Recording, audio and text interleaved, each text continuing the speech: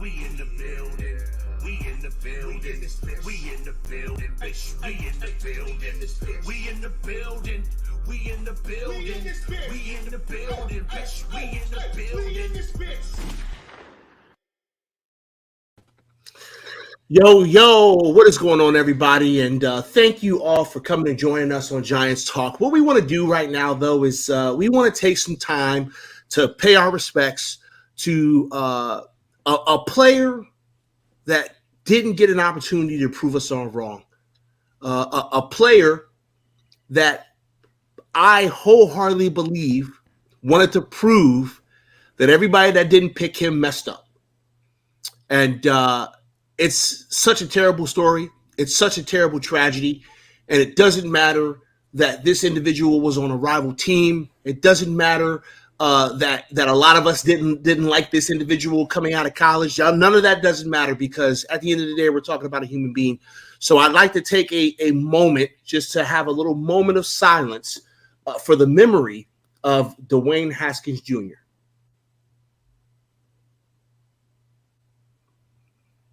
Thank you very much. Rob, how you doing, brother?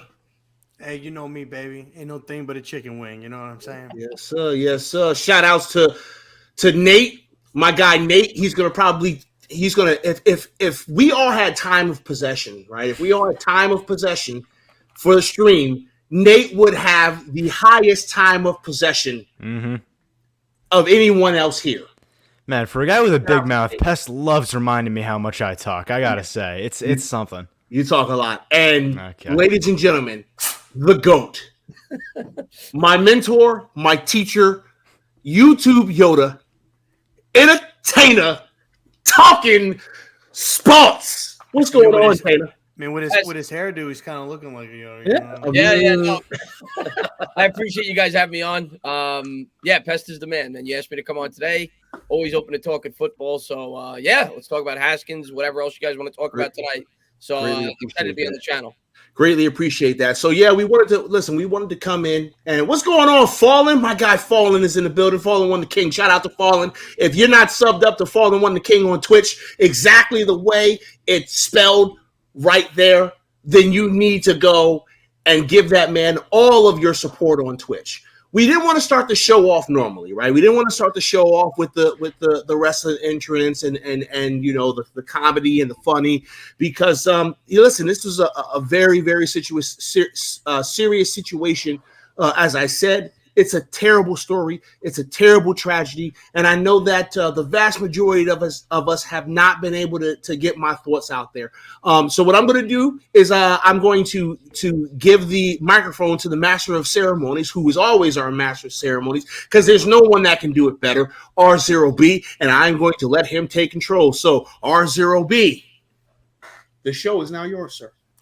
Well, thank you, sir. I greatly appreciate it. I'd actually like to kind of start off, if good, with a quick little prayer for Dwayne Haskins and for his family. Lord, I just want to, thank you for today, for bringing us all together, with Chris and Nate and PTA, and, one of your angels you took home with you, and you have a greater plan.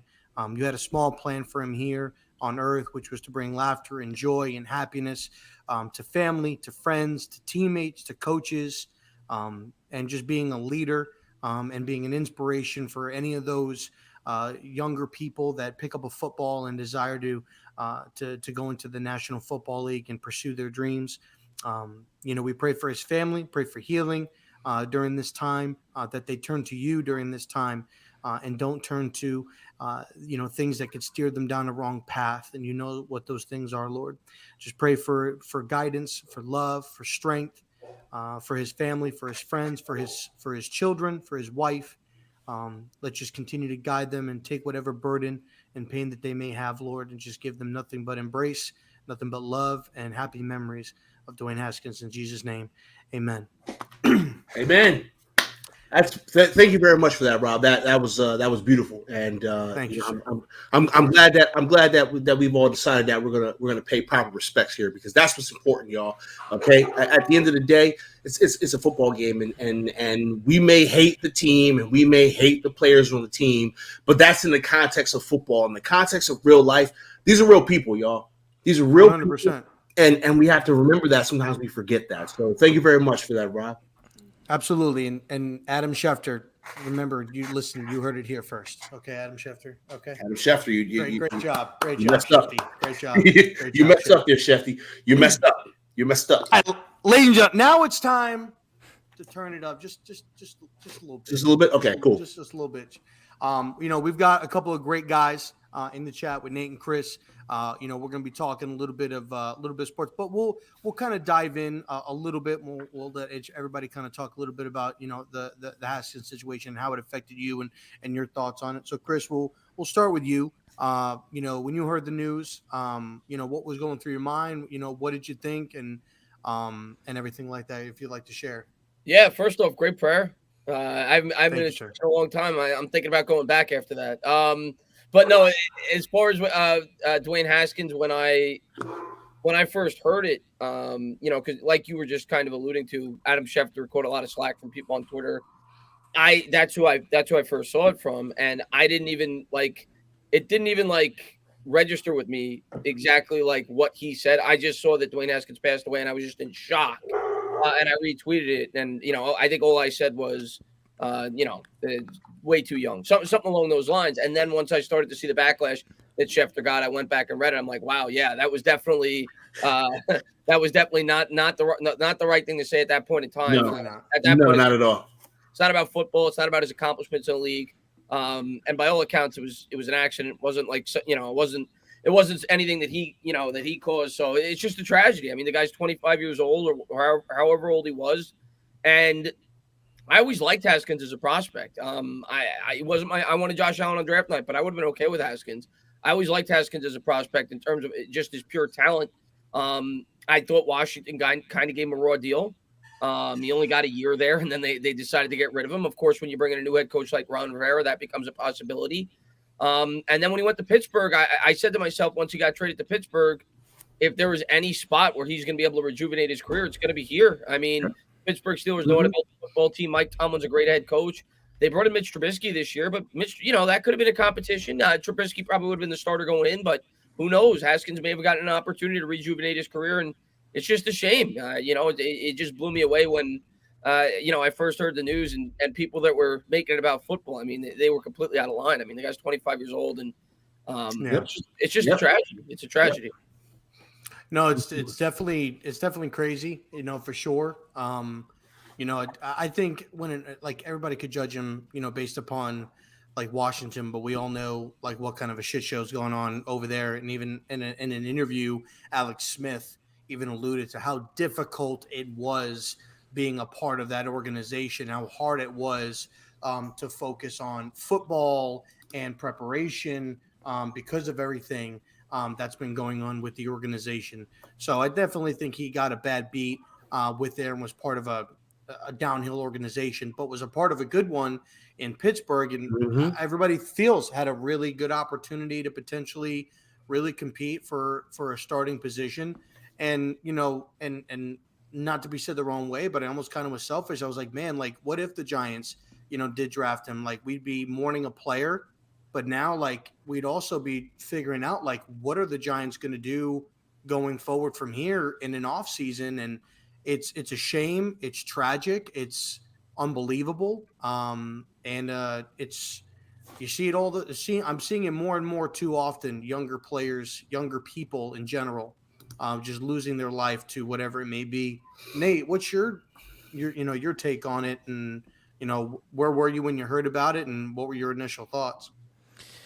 Yeah, I think you guys have said all the right things. I agree 100%. I think the thing that really bothered me, and still does, is this isn't the first time we've had an issue with the inability of some of these people to separate football from real life, and the inability for people like Adam Schefter, who in all of their aspects have sort of a time is the most important factor in their job.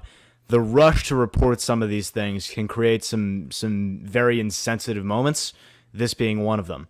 And unfortunately, when you're dealing with a situation as serious as this, and when something as unfortunate as a young man of only 24, almost 25 years losing his life, it's really, really difficult to read that tweet and find any redemption for Adam Schefter in that moment. I mean, it's just a bad situation.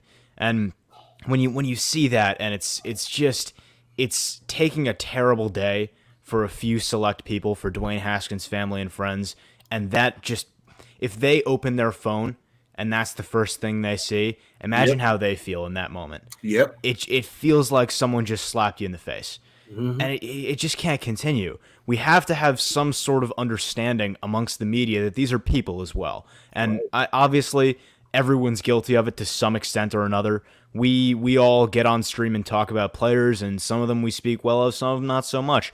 But at the end of the day, they're people just like us, and it's so important for us to just have a bit more empathy than that. And I understand that it's something we're all passionate about. We all love football. We all get heated about these things. But again, they're people too. And I think a perfect example of that in the way that people don't understand that as well as they need to is another famous name, Ryan Leaf. And he is a man who I have all of the envy and respect in the world for, because he was in a just terrible situation, as rock bottom as it possibly gets, sitting in jail just a few short years after being drafted number 2 overall. And you look at what he's done and how he's found a way back into a productive life. He's got a wife and kids now. He's in a budding broadcast career. And the thing he talks about, and he did a great show called Bust about this exact story and the things that have impacted him along the way. Highly recommend it. He talks about how it just takes giving someone a chance. And Dwayne Haskins was a guy who I feel really didn't get a fair chance in a lot of ways. And it just comes down to, like we've been saying, these are people too. And if you give a person a chance and you put them in a situation to do better, they will 90% of the time. Right. So right. That's You my know, thoughts it's on it. and it's I'm glad you actually brought up that point. And here's the reason why, because I was doing some thinking a few days ago, and I remember that there have been times on my channel where I may have said some things about Dwayne Haskins. And so now I have to go through my entire catalog, starting from the time, we were talking about him as a prospect, and I need to review all of my footage, because if there is a single piece of footage out there on my channel of me talking bad about Dwayne Haskins, I'm deleting it. I will not speak ill of the dead. I won't, especially something as tragic as this. And I'm pretty sure I probably had some spicy words for Dwayne Haskins as a New York Football Giants fan and someone who hates that team in Washington. I hate that team in Washington more than any other team in this division. So I know I've had some spicy things to say about that man. And I need to make sure that, if it's out there, I'm not saying I'm taking my words back, because y'all know I said what I mean. I said what I said. But I'm not big on speaking ill of the dead. So that's something that I'm going to have to do, when I get some spare time. So, hey, what's going on, Cushion the building? 1 second. I want to make sure. What? I think I got something in my ear really quick. Did you say that you hate Washington more than the Eagles or the Cowboys? Yes, I do. That sounds like a you problem right there. All right. Yes, have it a is. good night, guys. It is a me problem. It's a me problem. I've told Chris this story very early in my YouTube life. I hate the team in Washington because I used to date a chick who was a Washington football fan. She broke my heart, and I'm petty. You dated in the past? I am petty. Call me petty Tendergrass. No. I am petty. Wait. I will call you that from now on. So whenever it's a Cowboys fan. I understand that. Whenever the Washington team loses, right? There's a small part of the inside of me that feels great because I know her day sucks. I'm petty and I don't care. See, you know what, Hub? You're absolutely right. If he hated the Cowboys fans the most, he'd be on the streets. Good point, Hub. Good point. Yeah, I'll give you a pass. Yeah, I'll give you a pass in that regard. Listen, I've stopped hating the Cowboys as much as I used to, only because of my wife. Like I'm okay if the Cowboys. It's crazy that I'm giving. It's crazy that I'm going to say this on my stream, which is a New York Giants page. But listen, I know where my bread is buttered. if the Cowboys win a championship while my wife is alive, I'm not going to be mad because she's going to be happy. So I'm going to be like, congratulations, baby. You get to know what it feels like. Because I'm not getting kicked out of my house over no football Where did it all go I ain't wrong? playing in. I'm not getting kicked out of my house over no football game I ain't playing in. Listen, I'll give you a pass on the Cowboys, and forgive me, and I don't mean this in a disrespectful manner to anybody watching this, but I cannot, especially with everything that we know that was going on in Washington, how the Philadelphia Eagles bent over and let the Washington football team put Vaseline and give it to them up the rear end, and then we find out about everything that's going on in that organization. Absolutely not. Listen, absolutely not. Listen, I can't. I'm indifferent about the Eagles, and I know I'm supposed to hate them, but as a kid, I loved Randall Cunningham. I loved Randall Cunningham. So I didn't hate the Eagles because I loved Randall Cunningham. Indifferent about the Listen. Hate me all you want, but I got a Randall Cunningham Eagles jersey. I love. Listen. As a young, Athletics does the same thing. I see. I'll never look at you the same way. Listen. Jalen Hurts. I'm like, what are you doing? It's the Philadelphia Eagles. Yeah, but listen, as a young black man, as a young black child, seeing a black quarterback on TV on my television all the time because we're in the market, I was like, Randall Cunningham is the man. I know I like the Giants. I know I'm not supposed to like the Eagles, but Randall Cunningham is the man. And I will say that until the day that I die. Randall Cunningham is the man. I love Randall Cunningham. Somehow, despite everything I know about you, I did, until 30 seconds ago, have a little bit of respect for you. Just a little. I don't care about that, Nate, because your food takes. I just had to let you know, you oatmeal cookie eating bitch. I just had to let you know. You know, I felt you'd be interested. So there you go. Zero respect from this point forward. I'm planning on eating Taco Bell for dinner and stuff, so I don't want to throw up. Anyway, I'm sorry, y'all. I love Randall. No one's ever going to stop me from loving Randall Cunningham. You love Randall Cunningham. I don't want to love Randall Cunningham. I don't want to hear you having a soft spot for the Philadelphia Eagles. I don't have a soft spot. I just don't give a shit about him. It's like the Eagles. You want to like Randall Cunningham? Like him when he played for the Vikings. Or for the Ravens. No, man, because not when he played for the fucking division. When I was a kid, I looked up to the man. I'm sorry. When I was a kid, I looked up to the man. He was awesome. Great. He was awesome to watch. Listen. You want to look up to? I don't give a shit. 100%. Pastor Reggie White, no problem. Listen, I understand. Randall Cunningham, Minnesota Viking. Okay, wait a minute. Let me say something. To anybody wearing an Eagles or a Cowboys uniform, get the fuck off. I'm calling BG. First of all, BG is starting as an Eagles channel. Let's get it right, okay? It's gonna be a Giants. We're making it a Giants channel now, but it was an Eagles channel at first. All right, and so I'm gonna pay homage to the greats. If he was an Eagle, he was an Eagle. All right, I don't care. Well, speaking of Giants, you disgust me, Pest. You disgust me. Speaking of Giants, one of the Ring of Honor members of the New York Football Giants was recently on a recent podcast. If you guys don't know, great check interview. out New York Revival. Shout out to those guys. Friends of the show. Friends of the show did. I'm a little upset with them right now. Well, it's all right. It's all right. You be all right. You be all right. They more important right now. I know. So much more important. But great interview. They actually had Tiki Barber. Crazy. He had to be repping his WFAN, he shirt. did have the WFAN shirt. Typical Tiki. Sometimes he's a shill. Barber. Sometimes he's a bit of a shill. Yeah. But great interview. I don't want to say too much because this guy down here, he hasn't. I'm watching it tonight before I go to bed. I was on another channel last night when they went live. Otherwise, I would have been in there. It was great. A lot of insight. Of insight. High quality interview as well. To a lot of the things that we would think about. And El Jefe was the man that asked the question. Yes, the biggest question. Yes, he was.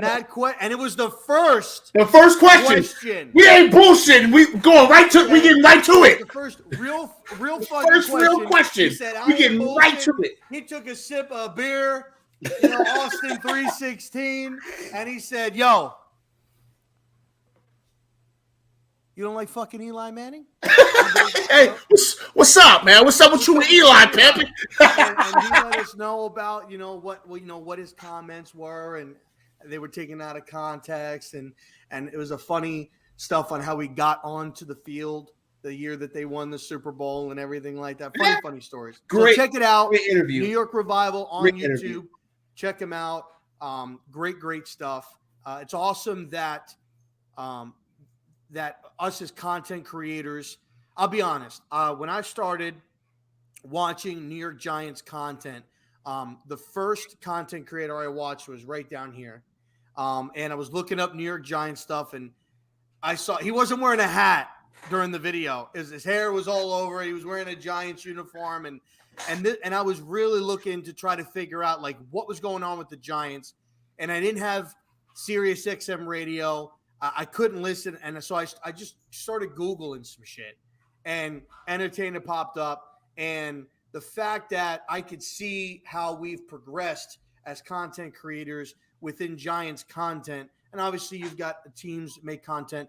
The fact that we're getting NFL players on our shows, that those guys are taking at a time out of their busy schedules to sit down and meet with us. I know Chris sits down with Patricia, who's really big into with the Giants and stuff like that. I think that they do a show together, or he works with her. That's amazing. Dan Orlovsky was sat down with New York Revival. It's just great, and I love the fact that as a community, we're progressing forward. We had Adrian Colbert on our show 2 weeks ago.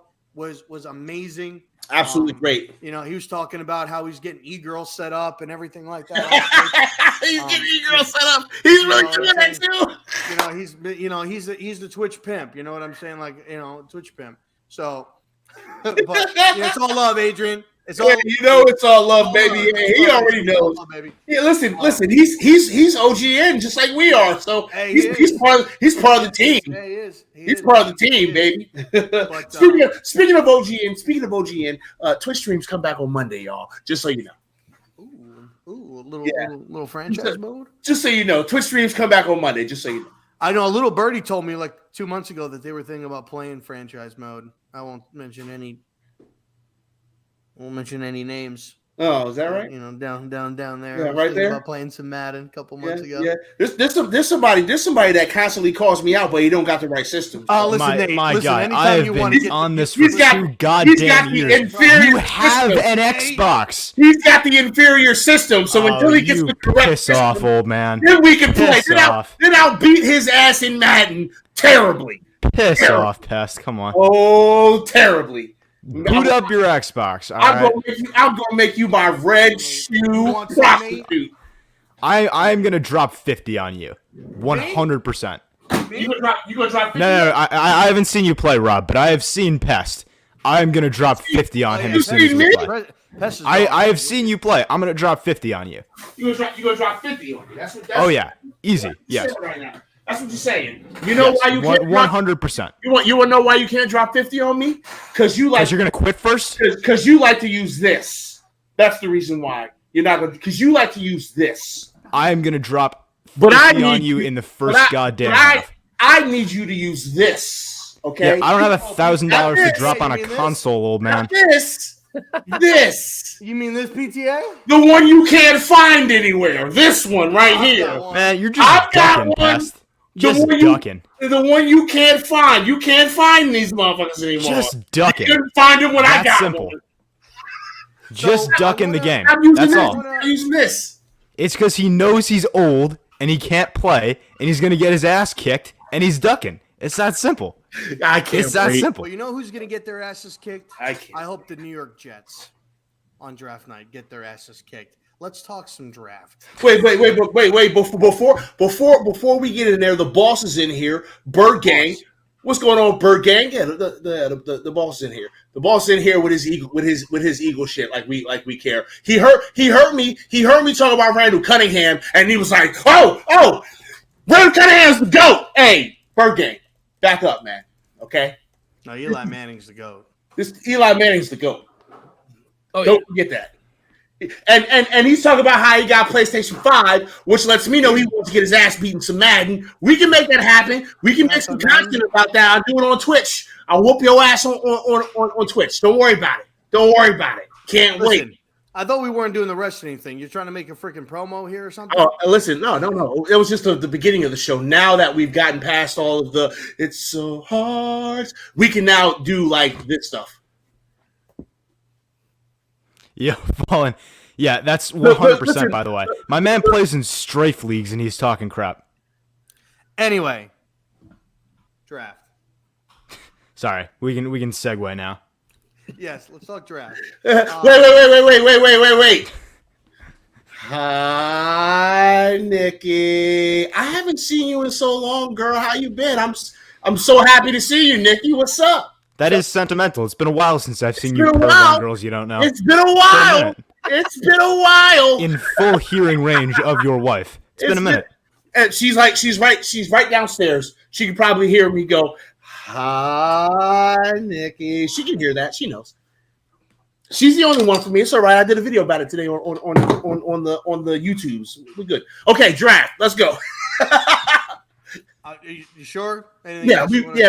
Listen, we ready. You ready? You know we can't be professional here. Yeah, go ahead. Do what you do. Anyway, so we're getting close. Draft is in what? 15 days. Crazy. 15 days. It's obviously we've gotten stories left and right, trades, possible scenarios. I think the mock drafts have changed 1,000 times. I am so overdone with the mock drafts now. 1,000 changes. It's gotten to a point where it's just like, oh, there he is. Let's get it over with. I've got a recent one that was pulled up. This one was by Jason McClintry. I don't know who the fuck that is, from Fox Sports. Brother. And so I just want to kind of touch on it. And Chris, you put out a tweet earlier today, or it might have been yesterday, about potential somebody sneaking in to the top 4 like a surprise. Yeah, I was just trying to get people's opinions on who they think could be. And I think it could, something like that could happen. That could happen. It's possible. They've got, this guy has, Hutchinson going number 1. I think we're all in agreement. Hutchinson is going to go number 1. He reminds me a lot of Joey Bosa. Nick Bosa. Yeah. Nick Bosa. Size, the arm strength, the power. They got him going number 1. They've got the Lions taking Trayvon. I can see it. I don't know if it's a good pick, but I can see it. They got Houston taking Thibodeau. I can see it. The Jets taking Gardner. I can see it. Sorry, my bad. Us getting Evan Neal, which we didn't think was possible. When the season was over. We thought he was going number 1. And I said we're gonna get Neal at 5. Everybody thought I was crazy, but we're gonna get Evan Neal. Then they got Kenny Pickett going at number 6. Yeah, I can see that. And then they have us taking Jermaine Johnson II. You've been seeing that a lot lately. At number 7, 6'5", 262. I don't know about that. State. Now, I don't know about that. Now, comparing him to Thibodeau, obviously, 6'5", 258, same size, same height, almost the same weight. 2 different play styles. I think Thibodeau is much more aggressive, likes to use speed and power, where Johnson, I think, is more of like a speed guy, likes to use his speed to kind of get around. He's got some moves, but I think Thibodeau is the more physical player out of the 2. I'll be honest, I really wish we had the number 1 pick because I would want a Hutchinson really, really, really bad, to be honest. But what are your guys' thoughts on this? I know we still got Bradbury, and me and PTA talked about this last week, where I think Bradbury is going to be a draft time decision, meaning if we don't get Gardner, he's staying on the roster. If we get Gardner, he gets traded on draft night. They're keeping him as a potential backup if they don't land Gardner. Maybe. Because I think Houston or the Jets could trade out of number 3 or 4. Personally. I agree with that. Is what I think. I could also see, I don't see Pickett going 6. I say Malik Willis going at 6. This mock had Malik Willis going 8 to the Falcons. I think the Panthers are going to take Malik Willis potentially at number 6. So, what are your guys' feelings going into the draft, realistically, on how things are? How things? Oh my goodness! What in the hell is on your head, yo? What is that? I thought we talked about wearing. Listen, man. I know a good wig guy if you need to put on. Bro, wigs, what is that? What is it? Listen, where are you getting the? Where are you buying this stuff? What in the hell is that, bro? It's gotten so bad that my dad the other day actually offered to pay for me to go to the hair salon, yo. Hey, yo, I don't know what's going on, Joe. How you doing, brother? Appreciate you for popping through. I don't know what the hell is on your head. And this is what it looks like when I'm trying to like grow it out as much as possible. By the way, I would just like to let you know that Eli just did the announcement for the new panel, so I'm just going to put this up here so y'all can see it. Y'all can see it. Here we go. Just want to make sure everybody sees that right there. Hold on, Eli. What's up, Eli? You know what's funny about Eli, man? Eli owes me like pizza or something. I forgot what it was because he works not too far from where I'm at, and we were supposed to meet up one day just to get lunch. But since he works for the MTA, this man is consistently busy. His schedule is crazy, man. All the weight types are crazy. Take a good look right there, because that's what your hair gonna be looking like, bro. No, it's not, because my hair is not going to look like that. First of all, his hair is way too curly. I'm not going to be able to put this hat on anymore because my hair is going to be a big fro. Y'all just wait till that happens. By the way, Eli, to respond to your question, bro, give me like another month or so. Summer, bro, summer. We got to keep pushing it back. It's gonna be there for the summer though. So draft. We just cannot seem to zero in on this draft, can we? ETA, bro. He just keeps because fucking up. we're talking about Cush's hair and then listen, Pest's afro with the big ass bald spot in the back, and it's There ain't a no whole balls mess. in my head, you dirty fuck. Chris, I'll start with you. Your thoughts on leading up to the draft. You got 15 days left. Where are you leaning realistically when it comes to draft? Do you see us keeping both? If so, who we take? It wasn't that funny, Pest. Calm down. I know Pest had a little exercise, like we're in fourth grade or something like that he wanted us to do. But what's your thoughts leading up these next 15 days? Well, I definitely think we're going to be open to trading down if the right deal presents itself. But I also don't think the Giants are just going to trade to trade. Like I've seen a lot of people on Twitter and YouTube say, "Oh, they have to trade the cap space situation." Bullshit. If you have a transcendent player at 5 or 7, you're in love with them, and you don't have a good trade offer, you stay there. You take the player and you backload salaries to make sure that you fit under the cap. You're not trading down to pass someone up on a player that you absolutely love to not get a really good trade offer. So that's the first thing I'm going to say. However, maybe we do get a really good trade offer. We'll see. I think that there's a couple of teams. The Falcons are one of them that I think could make a lot of sense. New Orleans could be another one. I think there'll be opportunities. As far as what you said with your top 4, I think Evan Neal's a slam dunk if that exact top 4 were to take place. I don't, depending on, maybe Aquanu's their number. Tackle is a slam dunk in that scenario at number 5 overall with the 4 guys that you said. And I think that's a very likely scenario that you could see 3 edge rushers and a cornerback going in the top 4. I wouldn't be shocked at all. And I've had Evan Neal going to the Giants for a while, like a month and a half. I've had him getting to the Giants at 5, but I usually have Aquanu going 3 to the Texans. But I'd be absolutely thrilled. And as the draft gets closer and closer, I think 5, we're going tackle. Like I would be shocked unless we trade out of that pick, unless a guy like Kayvon Thibodeau drops, which I guess is possible.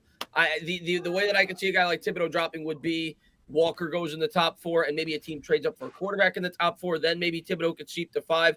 If that happens, maybe you take Thibodeau. But outside of Thibodeau dropping to 5, I think the Giants are taking a tackle. And that includes if 2 tackles go in the top 4 because I think they take Charles Cross. I think we're going tackle at 5. I'm committed to that belief. And then at 7, I think we go defense if we don't trade down. And I don't think the trade down is as much of a lock as some Giants fans may think. I think he'll trade down if there's good value there, but he's not going to just do it to do it. Hey, Nate, a quick question for you, man. Mm-hmm. What do you think of Cross? Well, this is becoming an issue rapidly. I have for a long time been a Charles Cross supporter. I think he's a solid player. Personally, I don't think there's a huge gap between him and Ekwonu and Neal, specifically in terms of what they are now. I think he maybe has a lower ceiling than the other two. Not to say he doesn't have a high ceiling, but we're looking at two guys like Ekwonu and Neal, two absolute freaks of nature. But every year there come around two players, generally, one that I don't like so much and one that I do like, and I end up either banging the table or yelling against those two players way more than I should, just because people are driving me crazy about it. This year's two players are Charles Cross and Trayvon Walker. Now, I think with Trayvon Walker, I have ranted this rant enough. We're not going to have to do that tonight. But with Charles Cross, since you ask, I think a lot of people are seeing some legitimate issues on tape and going a bit far with it. And I think a lot of people, specifically in the Giants community, tend to tie themselves to one opinion and make that opinion their opinion. The opinion in question here is that of a very intelligent Giants content creator, Bobby Skinner. And he knows a whole lot about offensive line play. He's a very smart guy. And he is not a Charles Cross guy. He doesn't like him. He really doesn't. Now, that's a valid opinion to have, and his concerns are legitimate. But I happen to feel differently about the player. And I remember on Twitter, when Bobby dropped his breakdown of Charles Cross's tape, I got added by two separate people telling me that Bobby had said so, and clearly I was an idiot. And guys, this is an epidemic. We need to stop doing this. This is a micro example of a macro problem. This happens all the damn time. Someone in the media space, whether it's someone on a small scale like the Giants community or a large scale like ESPN, someone will say something about a player, and then the echo chamber is just ridiculous. And people take that opinion and say that because this person said so, it's fact. Yep. Stop. Please. Just by the stop. way, Nate, I am in complete agreement with you with Charles Cross. And I wouldn't even be shocked if the Giants have Cross ahead of Ekwonu. I wouldn't be shocked. Yeah. I mean, he's the best pass protector I think a lot of in the people draft. are underselling Charles Cross. So then, You think he's with that better? said, He's a better pass protector than Evan Neal. He's the best pass protector. He's the best. He's the best pass protector in the draft. So now that we've gotten the issue at hand out of the way, I will give my opinion on Cross, and I have had this same opinion since the first time I watched tape. My reaction when that happened was, okay, I'll go back and watch more tape, and I'll come back with a new opinion or the same opinion. And I came back with the same opinion. I think Charles Cross is a guy who from day one will be a solid to good pass protector on the edge. He has great footwork. His skills in mirroring are fantastic, to the extent that you don't really see it very often in draft prospects. I love the way his hands and his feet work together in his kick set. His timing is very, very good. He's got great lateral agility to handle speed rushers to the edge. I like the fact that he's patient. He's not going to jump out ahead and throw his weight off balance. He's going to sort of let the rush come to him to a certain extent, and this is where Bobby's concern came in. It can get to a point where he needs to be more aggressive with his punch, and every now and again he will get in trouble because he's giving up first contact. Yes. But overall, this is a guy, and maybe it's Giants PTSD, maybe I'm tired of fucking Nate Solder and Matt Pert at right tackle lunging about 3 steps before the rush makes contact and giving a free rush lane to the quarterback. Maybe that's just my overreaction, if you dare call it that. But Charles Cross is a guy that's just not going to get beat very much.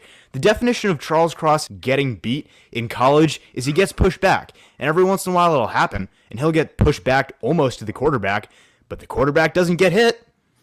Doesn't happen. Charles Cross is not going to be a guy that comes into the league and gives up big sacks. If he does, I will be very surprised. But as a prospect, he's solid. And the other thing about Charles Cross that I think is unfair is people diss him as a run blocker, which is kind of unwarranted. An air raid offense. Right, exactly. And you look at what he's being compared to, and it's easy to see why that happens, because Ikem Ekwonu's in this class. And Ikem Ekwonu is probably the best run-blocking offensive tackle we've seen in recent memory. So then you stack Charles Cross next to him and you say, oh, clearly he's not a run blocker. Do you know how many snaps per game the Mississippi State offense ran the ball traditionally? Not RPOs, not screens, not any trick play motions, just a straight-up zone run, gap run, anything like that. Maybe 4, maybe 5 times a game. It just didn't happen in that offense. It was pass, more pass, the occasional screen, a few tosses, a few sweeps. Nothing about it screams traditional pro-style offense. He didn't get a chance to block run very often. And when he did, he was good. Not great, Not, hey, he's going to be a plus run blocker in the NFL, but good. Good enough so that if this was something we saw on a larger scale, if there was a bigger sample size, I'm confident no one would talk about it because it's not an issue.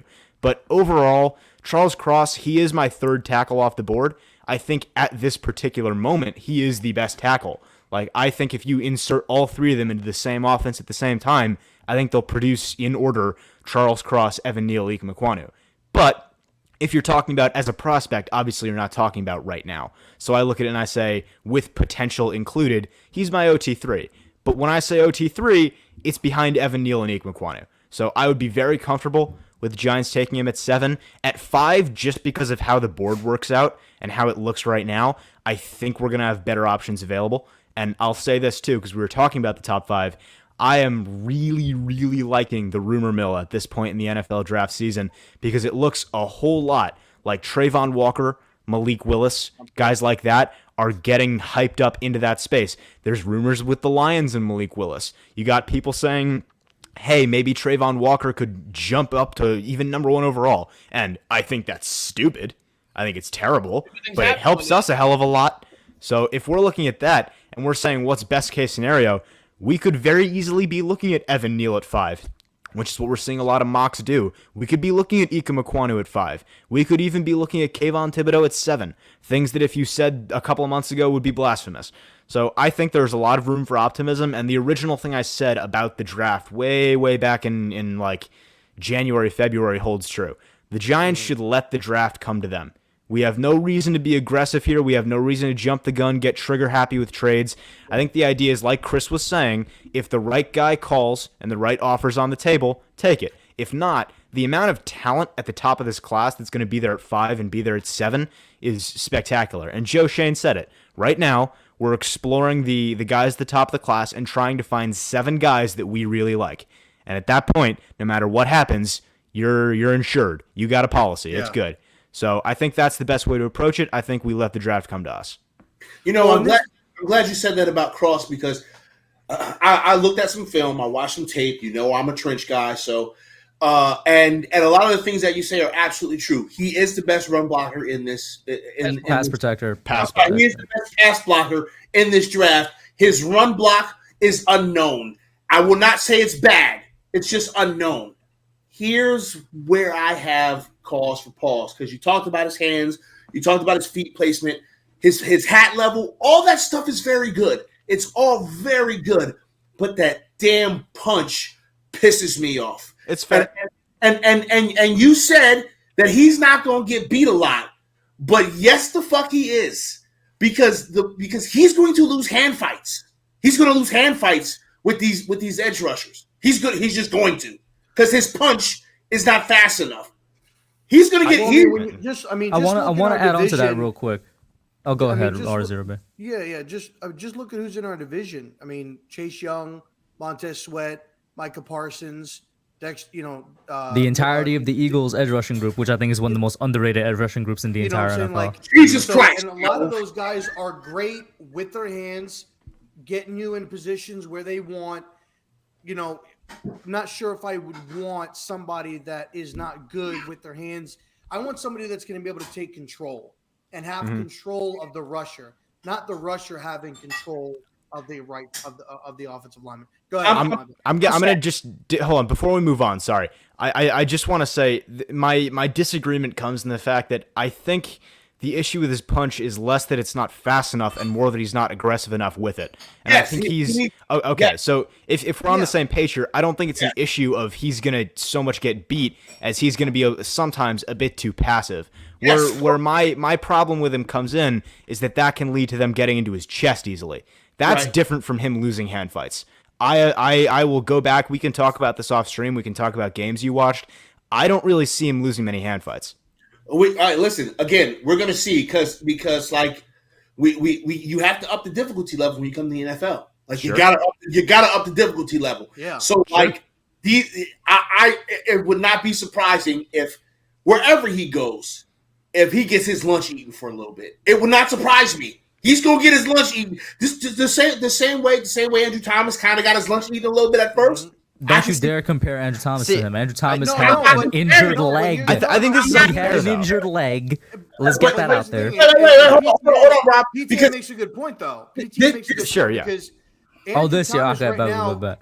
is our cornerstone left tackle, and I think at this point, especially with the way that he performed last year, nobody's going to really try to go after his side because of what he was able to do. I think when you have a young guy, a rookie, whoever it may be, Neil, Iquanu, Cross, whoever it is, when you're in a division like what we're in, especially now, I didn't even mention Hassan Reddick, that Philadelphia sign. Whoever this rookie is, they're going to get tested. I'm telling you, bro. Philadelphia has about 4 pass rushers they could send at you. They are very deep at the edge. And I want the tackle to win the fights. Right, I don't want them to get into the chest. I want them to be able to hold their ground. I understand they're going to be a rookie and they're going to struggle, but I want to see. I mean, Quentin Nelson came out his rookie year, struggled for a couple of games, and looked like a Hall of Famer, like an All Pro, after week 4. I'm not saying Neil's gonna get his ass kicked all year. I'm just saying initially he's gonna get. I'm sorry, I'm all kinds of crazy. Cross. How many beers deep are you, Pest? It's like 4. I'm not even gonna lie to you. It's like I'm drinking number 4. I respect the honesty. Listen, I get home from work. All right, when I'm done being PTA daytime, I'm PTA drunk. Okay, let's just get it right. Oh my God, Dollar Beer's in the chat. Dollar Beer is in the chat. Look He at is that. in the chat. Dollar Beer forever. Sober Party. I really want to respond to this, okay? Mm-hmm. Because and I get to be a coach for a second. Strength is nice, okay? You want your guys to be strong. But I have seen strong guys in the football field, in the dojo, in the boxing. Real life. It's everywhere. I have seen strong guys get their ass beat by someone who has sharp technique. Sure. So those reps at the combine, I don't give a shit if your technique. I was also about to say you're sometimes you're just a strong turnstile, bro. Like good job. Sometimes the reps don't even directly translate to strength either. There's dudes who have low reps and all of a sudden they look like a Hercules on the field. Yeah. It just goes with the combine in general. There's a whole talk we could have about the combine where it's like how many drills do they do actually translates to something on the field, and it's probably like 1 or 2. And it gets back to what I was saying earlier, which is that I'm gonna end up banging the table for this guy when he's not like a bang the table type guy normally, but it's unfair, some of the criticism in my opinion, because what you talk about you can really apply to any prospect. You're saying the competition level gets better. You're absolutely right. Like you can say that about literally everyone. And one of the biggest fallacies that you see is someone will watch a corner and say, "Oh yeah, he got toasted, but it was by fucking this first round prospect." Okay, but everyone in the league has that first round prospect. So yeah, you're absolutely right about that. But at the same time, every rookie tackle goes through that, and every rookie tackle is facing that step up. So I don't think Cross is different in that regard. And when we're talking about him, I think it's only fair that we. I think it's only fair that we talk about Cross as a tackle, as what his strengths and weaknesses are, and keep it as simple as that. In terms of the weakness and the unfair weakness, which you guys already mentioned, was the run game. And this goes back to what the echo chamber you were saying. I guess I might be a little bit more blunt in saying people not thinking for themselves, taking others' opinions as their own. That's exactly. Don't think I was trying to not be blunt. You're absolutely right. Yeah. The term echo chamber, I was just you're kind of softening the blow for a lot of people. I was not trying to. Would you prefer morons? Does that do better for you? Yeah, exactly. Listen, because here's the thing, right? I have incredible respect for people that actually watch the tape on their own, or even if they don't know how to dissect it, they just look at it and try to form their own opinion, right? That's a little bit harsh. For example, you guys know the Breaking Tackles podcast with Manny and I'm forgetting his name. This is embarrassing, but the Breaking Tackles podcast. I was on there last week. They haven't looked at either Trevon or George yet, the 2 edge rushers. They looked at them. They formed their own opinions. We had a conversation about it. It's do that instead of going and taking somebody else's and just regurgitating it. Because with the run thing, if you take the logic of people saying he's weak in the run game, we're not seeing anybody talk about Zion Johnson and his pass game, because it's the same situation. At Boston, they ran so much. They didn't pass it much. Just like how, Tanner brought up the air raid offense for Mississippi State with Cross, but everybody loves Zion Johnson. Nobody's talking about the fact that there's a little bit of lack of passing reps with him. And it's just they kind of pick and choose a prospect every year, if you notice, to kind of place that sort of thinking on. It just happens year in, year out. Well, the mock draft that I was going off of just now, they have him going cross. I mean, they have him going 16 to the New Orleans Saints. Sure. I mean, that could happen. That could happen. And where they've got Iquanu going to Seattle, I think at 9. I don't know if he's going I to fall think- that far, honestly. Yeah, I don't see him falling. I just So- figured he fell to Seattle because I thought. As a they were recap, close. who did we take at 5 and 7? Evan Neal so and at 4, Jermaine we Johnson. took Neal, Okay. and then at 5 in this mock draft, they had us taking Jermaine Johnson. Jermaine at 5? No, Yeah, Jermaine at I- 7. Jermaine Okay, at okay. 7. I don't know. That's a little high for me, I, honestly. listen, I I love understand. Jermaine, but I probably won't take him at 7, man. I don't know about him at So here's 7. my question: how are you guys? Because obviously we think obviously we look at the size. Sauce Gardner 6'3", we think that's who we're attracted to. Thoughts on Stingley from LSU, and at 7 do we go if Gardner's there? So me personally, my 2 picks, I want Neal and Gardner. Those are the 2 guys that I want at 5 and 7. Gardner's going to the Jets. I think he is too. Well, Gardner's going to the I Jets. think depends on who's there. Depends on who's there. I think he is too. I know. I was gonna say that with this because they lost Justin Reed, that I could see the Texans making a stretch and going after Kyle Hamilton. But Hamilton's not that kind of guy. they have him at, I think they pick again at 13 or 14, and that's 13, where they have them picking Kyle Hamilton. Now they could go. I think they're taking Iquanu. I think they're going to go offensive tackle. I can see it. That's my opinion. I thought obviously when it comes to the Lions. You say you think that you're talking about the Jets are going to no, Conan? no, Texans, the I think. Texans. Oh, Texas. That's I what think I. I'm sorry. You have the weirdest goddamn troll accounts, I swear. Don't worry about them. They live here, okay? They're fine. Your channel has the weirdest named ones. Yeah, I know. Now this is where it gets interesting here because it has Kenny Pickett going at 6 to Carolina. Which I can see. And I think that right there is kind of where I feel is going to be the juggernaut here because teams aren't going to jump because we're not. I mean, Joe Shane's already said, I don't think he's not giving up like picks, like not 5. Maybe he gives up 7, but he's not giving up 5. That's where I think teams, he could, but I don't want him to. Yeah. Please, for the love of God, Joe, don't do it. But Whoa. It You know what? depends. It depends on what we're getting. So yeah, See, of that's course, the it thing. depends if we get a Depends on massive what trade we get. package. But Pest, you don't want to end up in a situation. I love Kadarius Toney. I'm a huge Kadarius Toney fan, but you don't want to end up in a situation last year where you missed out on 2 first-year All-Pros in Rashawn Slater and Micah Parsons by trading down from 5 to someone I else. completely agree. At the end of the Yeah. day, exactly. for everybody that's we lost that trade. I don't care what anybody tells me at this point in time. We lost the trade because if you're being completely honest with yourself, I'll give him a pass on Micah Parsons. I never thought we were taking Parsons. I thought He was the booty warrior, man. I thought there were legitimate character concerns. Slater was the guy I thought they could have taken and should have taken.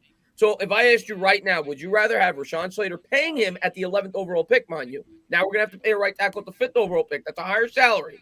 Paying a right tackle at the 11th overall pick or Kadarius Toney and having to basically take a right tackle at that pick anyway. You have a guy that you know is a bona fide stud. Chris, right I want to tackle. ask you, how steadfast are you in that? Because, like, say on the off chance we do get with the Chicago pick, which is 7, a first-team All-Pro, would you change your mind or no? Well, yeah, on the off chance. I'm saying things could change. Yeah. But knowing that you have that All-Pro, I think anybody would sign up for that now. Yeah, no, I agree. Yeah, Right. You're looking in retrospect here, which isn't really fair. And call me crazy. Of course, it's don't not get me fair. wrong. I like him from a talent perspective, but I honestly don't think Kadarius Toney is a future. Oh, we're gonna have problems on that one then. Wait, can you finish the sentence? I don't see us extending him after his 50. Oh, we're gonna have problems on this All one. I'm gonna say, because even though I want to have Rob, even though I Because want when to I take you look- up on that, it's Wait, too early to say. Bro. everybody It's too shut early up. to say. Everybody stop! Everybody stop! God damn it! We are We were tough. having such a good time. Everything was going so goddamn well. Oh fuck, he's here, God. And then fucking Billy Mays shows up. conversation. This fucking asshole Billy Mays shows up and he ruins everything. Billy Mays, I hate every fiber of your being. I want everything you touch to turn to shit. I want you to look at me in my eyes when I'm talking to you, Billy Mays. But wait, there's more. Yo, back up, bro. You We all screaming to the hate camera. you. We all hate you you, smell the Billy Ewing. Mays. Pest, your kids are so Bro, gonna put you in an old folks home. I saw some leftover like meat stuck between his Oh, teeth, bro. God. Like, It could be. It could be. I had some When I'm- pizza. the but reason why I no, make Rob, this- it's like way too early for us to say that, though, man. He just came off the rookie. No, it is. It is 100%, and it's just a prejudgment. But when I look at when I look at where Dable has had success, I don't feel like he's had a guy of Kadarius Toney's skill set. I feel like Dabes could do more with a lesser talent. Do you know who If that- has worked with somebody of that skill set, though? Mike Kafka. Oh, don't do this. Don't I'm make just- the I'm Tyreek bringing Hill it up. comparison. It is not the I'm same. bringing it. It's I'm a not- They very are fair totally comparison. Nah, it's I a think very to me fair. personally- I don't I'm know. not saying It's he is not. Tyreek No, Hill, not. but they Joe have said similar he was skills, man. Tyreek Hill. Joe, on draft night when we got him, he said that he was Tyreek Hill. Joe said that. No. Classified with Joe. He said that. I'm holding it He's to it. not- I would oh, say- God. Okay, I would Listen, say- you guys are as far misunderstanding as what I'm saying. comparing- I'm saying No, his I get skill what you're set is saying. similar. But I think the comparison is wrong. I think a comparison to Tony would be AB. I think Percy Harvin. I was going to say, yeah, Percy Harvin was one that made a lot Okay, of sense. first till off, now. first off, first off, hold on. We're getting off topic with the comparison here. I think the point that we're trying to establish is that whether you think it's a skill set that Dable has worked with or not, I think the point is less about what has he worked with and more about do you think he can work with it. I would say that if we're going to have any level of confidence in this coaching staff and we're Yeah. going to go into it with any level of optimism and we're going to say that we have any level of faith, I know we have some PTSD left over from the last couple of guys, but I would hope that with a talent like Kadarius Toney, they will figure out how to use him if they don't already know. Dable Drop is Tony. who But everybody hold on. thinks he is, there's no Drop problem. Tony, and there's a guy that's still a free agent that I'd gladly Please take. stop. Please And stop. give me OBJ again. Oh my baby. god. Yo, can you kick your co-host? Is that Yo, possible? honestly though. Okay, so Is that possible? I'm this is where our problem's gonna be. I think Kadarius Toney, and you can give me all the shit you want for this. I think Kadarius Toney is going to be a top 10 receiver by the end of the next 2 years. I think Kadarius Nate. Toney is absolutely special. I think I'm that's gonna a have to stretch. respectfully disagree. You I can think go he's right going- ahead. I think that he is the number one receiver in the league right now. That's just me. No, but That's just me. in all 100% Oh seriousness. my God! Please tell me you didn't just say that. He's kidding. In all 100% kidding. seriousness. Wait, I wait, think no. Kadarius He Toney burned Trayvon Diggs. Yeah, he's the best. Never mind. No, but with Kadarius Toney, I think that when you look at what he can do as opposed to what he can't, and you look at what he can potentially do on top of what he already can, I think he has the potential to be one of the most dynamic playmakers in the NFL. And when you look at what he has done when he's been on the field, and yeah, I know everyone's going to say he wasn't on the field. I think that's kind of stupid considering it's been 1 year to call a guy injury prone. But if Yep, you look at what he exactly. can do when he's healthy, when he gets the ball, which somehow was an issue last year, Lord knows what was going through Jason Garrett's mind. But when he does get the ball, he is absolutely special. I will be 100% honest. I don't think there's another guy in the league at the receiver position that can do things after the catch quite like him. Deebo Samuel is up there. Deebo Samuel is fantastic after the catch. But Kadarius Toney, in terms of elusiveness, in terms of making people miss, you can say I'm a homer, you can say I'm optimistic, whatever.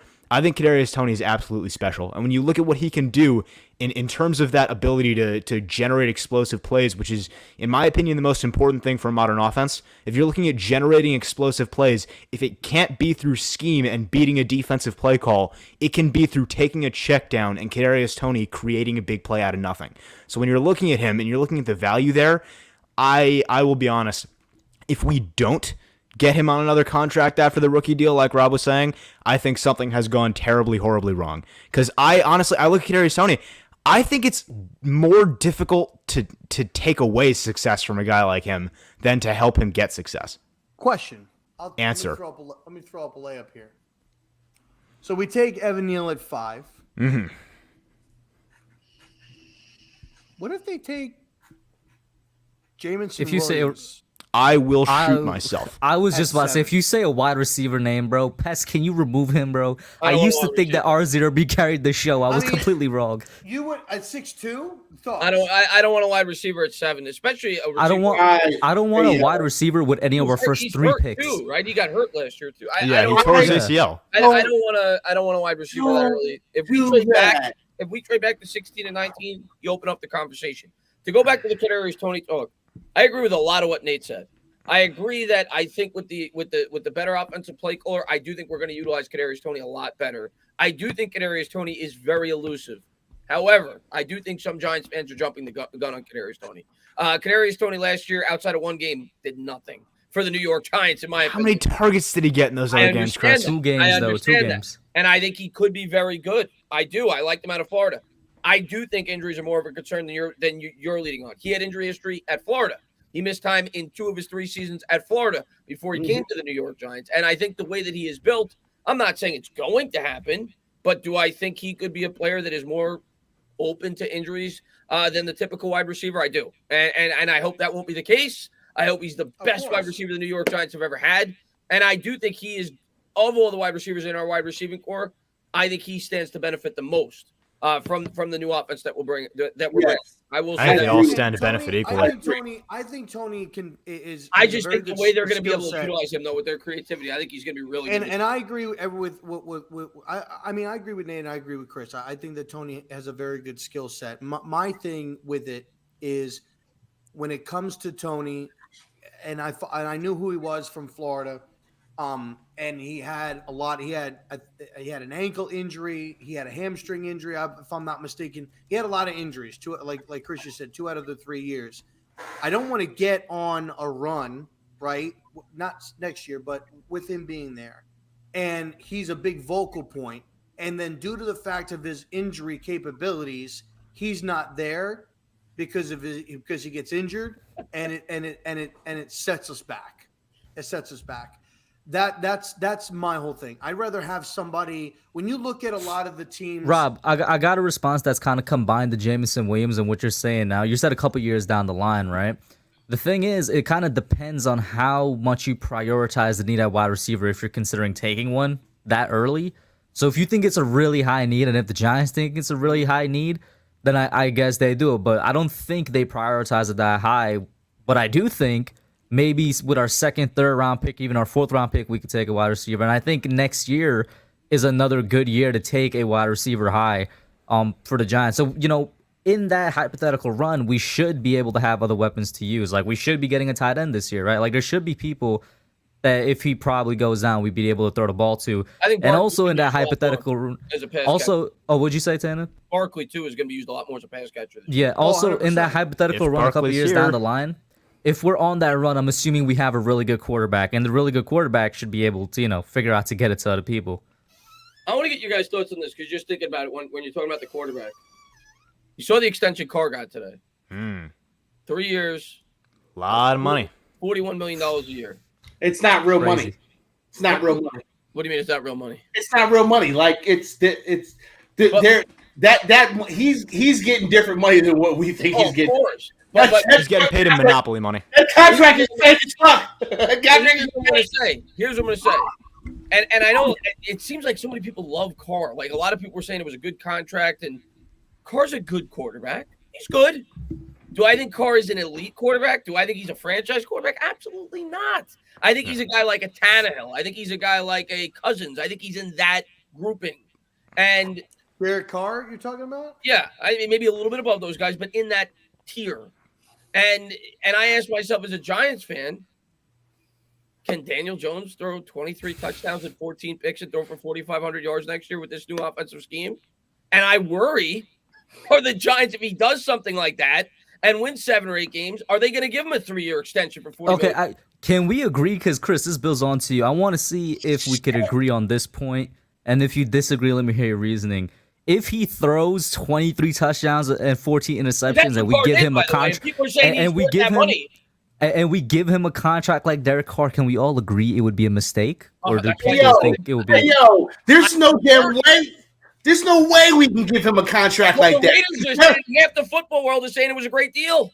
It's a great deal for Derek Carr, who's proven. Derek Carr is also way more proven than DJ. Yeah, though, I would he's say proven he can get the he's job way done. more proven. I'm He's taken his team to the playoffs multiple times. I wouldn't want that. I don't want DJ ain't doing that. I'm But sorry. I'm just saying, in the hypothetical world, say Jones. Yeah, goes in the hypothetical 27 and world- 12, 27. Say he does his rookie numbers, 24 and 12, and not a lot of fumbles.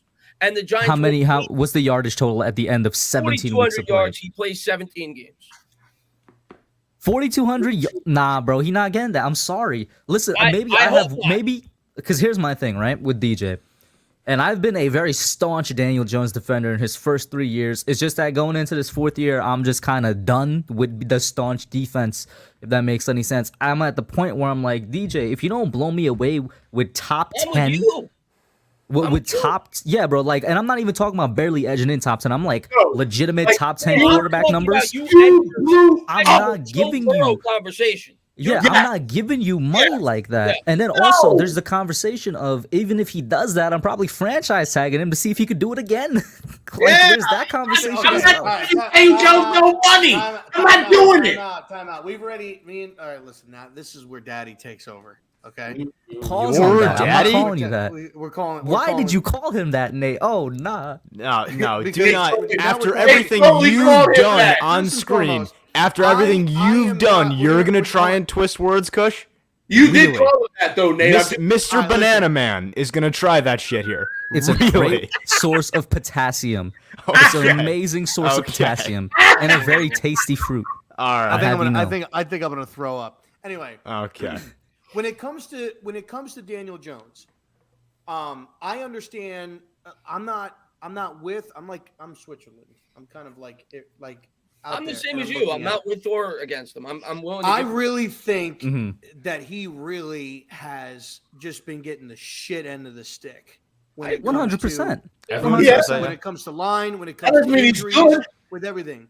Now, this is what I always said, and I had said it last week. I told PTA and I think I even told Chris this. We need, need to give DJ the 5th-year option, and this is why. The 5th-year option will account for 23 to 20, anywhere from 23 to 25 million. Okay. I don't want to franchise tag DJ like Hub was just saying. We don't give him the 5th-year option. He goes out there, he plays well. 42 to 4,500 yards, 30 touchdowns, 30 to 35 touchdowns. I'll take 12 to 15 interceptions because, to be honest with you, I don't give a fuck about the interceptions. I want you to go out there and sling the fucking rock. We don't care about interceptions. We don't give a shit about interceptions if he's taking. I don't want If you he's to go out taking there- shots, listen, we don't. I don't want you to go out there and do a That makes Jameis one of us. Winston 30-30, okay? Listen, But if you go Put out, points on the board. Period. but put points. if he on the could board. beat Eli 2011, that'd be fine. I want you to go out there and sling the fucking rock. Now, if we franchise tag him, that you're talking 30 to 35 million is what it would be to franchise tag this motherfucker. And you're going to pay an extra 10 to 12 million dollars to franchise this bitch. Or you're going to have to give him a 4 or 5 year deal. So Which let is- me expand to what I was And I saying don't then, wanna right? do that either. Let me Now, expand if on what I was franchise- saying. If you give him the 5th-year option, though, you have an out. Mhm. You have an out because this is what they need to go into saying. And I said this to PTA, and he said it last week. He said it makes fucking sense. If by week 7 to 9, if we're shitting the fucking bed again, I want DJ out. Put Tyrod in. Tyrod's the starter for the I'm going rest to of the disagree with that. for the rest of the year. If it at this point, You said we week get to- 3?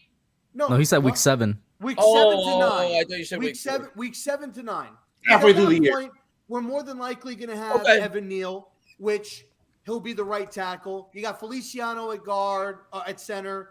You're going to have Glow at guard and shit like that. And who knows who You're the gonna left have guard's gonna be. a way better offensive You're going to line. have a better offensive line. better. So you have a It's gonna be better better. offensive line. It should be You're better. gonna Let's not say it's going to be You're gonna better. have you're Should- gonna On have paper, Saquon, here's who's the thing: on paper, 100%. it's way better. And you're going to have on paper wide receivers that look decent If they right? can stay healthy. If they can stay healthy. But If here's everybody what I'm gonna stays say. healthy, Here's what I'm And saying. they're Tana. still struggling. I know you want to I go, want but him let out. me expand what I was talking about earlier because he was going off of my franchise tag comment. So that comment was on if he puts up top 10 quarterback numbers, right? Which I don't think is going to happen. They If could. that happens, Probably won't. and the Giants want, I think it will. for some reason, to continue, the experiment with DJ, you put the franchise tag on him. If they are not convinced, bro, you just replace them. Like, it's as simple as that. The only way But I'm the thing is, extending him. You have to think of it from this perspective. Let's look at it from this perspective. We're all saying we want to see all this crazy progression, but if he's showing that he's coming along in this offense, Yeah. one, with how quick turnaround is in this league, I don't want to bring in a rookie quarterback to then have to try to learn and again hitting not the reset, but hitting the putting You're it hitting the in reset. fucking You're new. bringing a rookie No, quarterback. I hear what you're saying, You're- but it you're comes to a neutral. point where it's like it's less about what we 'Cause now want and that's more 2 about what's years. realistic. That's 2 years. Yeah. I think with this division, I'll be honest with you. If we stay healthy, we have a chance to win the division next year. That's how bad We have a this division chance. is. It's not We a have a good chance one, but we have a chance. because I think the Cowboys took a major step back. The Eagles are. I think the Eagles are going to win it. I think the Eagles. Are the best team in the division right now. Yeah, I hate to say it. I just. Yeah. I don't think sleep on the Eagles, man. If it comes down to it, I say you give them the 5th-year option to Here's the thing. To have a safety blanket. Here's the thing. My dog. Is that what you think? It good to see you, brother. Good to see you, Authentic. I was going to say something about Jones, and now I forgot. I Well, can't. Chris, I can't once you go, I'm going to say something after you. Though. Yeah. No, you go ahead, Nate. You go ahead. I was going to say something, but I forgot. I'm gonna give an unpopular opinion here. Oh, now I remember. I don't want to forget. Go right ahead. I'll go after you. Yeah, I'm just going to say it real quick. It was just a quick point that I wanted to say. When you brought up the week 7 to 9 timetable and when you would bring in Tyrod Taylor, Giants fans may not want to hear this, but it's just logic. And it's just the truth. There is going to be a 4 or 5 week buffer for Daniel Jones because there is a brand new scheme that this guy has to, again, learn. And the New York Giants, I think, are going to realize that. And I, as a Giants content creator, by the end of the year, I need to think, like Hub was saying, this guy's at least a top 10 quarterback if I'm even contemplating giving him a contract extension. But I'm probably not going to evaluate him until about week 4 or 5, till he has 4 or 5 weeks in this scheme to get accustomed to it. And then I need to see him take off in a big way. So I don't see them benching him by week 7. That's just my honest opinion, based off play. Now, he may get hurt. We've seen that the last couple of years for sure. Remember, it's always around week 10 that he gets hurt, right? So it's right around that timetable. I think he'll get at least 10 or 11 weeks, and if he's not playing well after that, you may see. And 10 or 11 weeks is also like that's closer to the midpoint now because we have 17 games. So if that happens, there's still 7 whole games of Tyrod Taylor to start. That's if he's playing really bad, I can see a hook after about 11 games. So I want to ask on to that. Would you bench him if he's playing really bad? Would you bench him if he's playing average? What's like the threshold for benching him here? Daniel Jones? Yeah. Here's my outlook, and I know Authentic disagrees with this. I know maybe you guys disagree with this. My outlook is this. I know what Tyrod Taylor is. I know what he is. Tyrod Taylor is a good, very good backup quarterback. Very good. And a marginal starter. That's what he is. I know I have no future with Tyrod Taylor as my starting quarterback. When this team's going to get good, he will not be the starting quarterback. I know more than likely that will probably be the case with Daniel Jones, but I don't know that for a fact. So if I'm the head coach and the general manager of the New York Giants, I'm doing everything I possibly can to find out whether or not he could be the future quarterback for this football team. So I'm not going to have a quick hook this year with him to bring in a 33-year-old backup quarterback. I am not looking at this as a team that's looking to compete for a Super Bowl this year. I'm trying to evaluate my quarterback. That's why I kept Daniel Jones on the roster. So I'm giving him 10, 11, 12 games. That's my outlook. And if he's playing really bad, give him the hook at that point. But I think there's if you ask me going into the season, is it more realistic that Jones is going to get pulled due to poor player injury? I would say injury. I don't think Jones will get pulled due to his play if I had to guess, but I could obviously see him getting injured. Okay, so I want to. My bad, man. Yeah, it's fine. I want to shift the perspective here a little bit, and I know we're bumping up on the end of the stream here, so I'll just this will be the last thing I give here. I want to shift the perspective and talk about quarterbacks in general real quick as this pertains to the conversation about Jones. And before I say it, I think you're absolutely right. We got to see what we have in this new offense because it is something that Jones, like our own owner himself said, we've done everything we can to screw him over. So I think it's only fair that we do see what happens this year, and then we'll see if something gets better. But I think when we look at quarterbacks in general, if you look at what has been successful and what has not been successful and what the ultimate goal of every season is, which is to win a Super Bowl, and who does well in the postseason and who does not, you look at the factors that go into that. And obviously, when it comes to winning a Super Bowl, the sample size in recent memory is polluted by Tom Brady, but we can just pretend. Even with that included, if you don't have an elite quarterback, your odds are immediately, the deck is stacked against you. Immediately, from the jump. So when I look at this, I look at Daniel Jones, and he doesn't have to be Daniel Jones. It could be another guy in his position. It could be another guy with a different name on a different team. It could be whoever ends up in this position a few years from now, from last year's rookie class. Say Zach Wilson ends up in this position on the Jets, right? If you're in a spot where you're looking at this quarterback and you do not already have good reason to think that he can become that elite guy, if you don't think that you can go into a game and see him going toe-to-toe with a Josh Allen, toe-to-toe with Joe Burrow in that offense, go toe-to-toe with Justin Herbert, it's already too late. Now, what it's I will already say, time. But hold on. Let me just finish this, and then I'll let you go. Yeah. When you're looking at those elite quarterbacks, it's easy to say they don't grow on trees, and I get that. And that's why you draft a guy like Daniel Jones in the first place. Maybe not at 6, but that's why those guys do get drafted. Because on draft day, there's a chance they could maybe become that. You never know. But when you're looking at this point in time, when you're looking at going into year 4, and you're saying, okay, do we still think there's a chance he's the guy? It's a very slim chance. And because that slim chance is there, that's why I say give him this year. But if you exit this year and he has not already become that elite guy, and it has already not become, by the end of this year, you're looking back on that highlight reel and it feels like the rookie year times 2. If it's not already at that point, it's too late. And then you just need to find that guy. Because the biggest factor in winning postseason games is quarterbacks. Behind that, it's run defense. But quarterbacks is number 1 in the postseason in a must-win moment.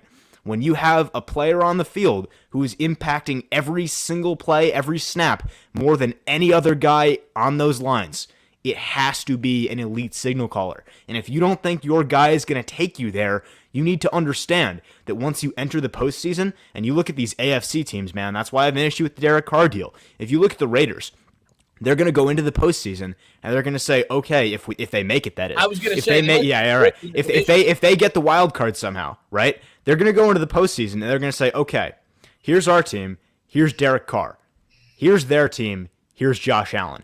Yeah. How do we feel about that? All other factors eliminated, you're already behind the gun. You're already behind the 8 ball. Look at Mac Jones last year when he faced Josh Allen. That was sure.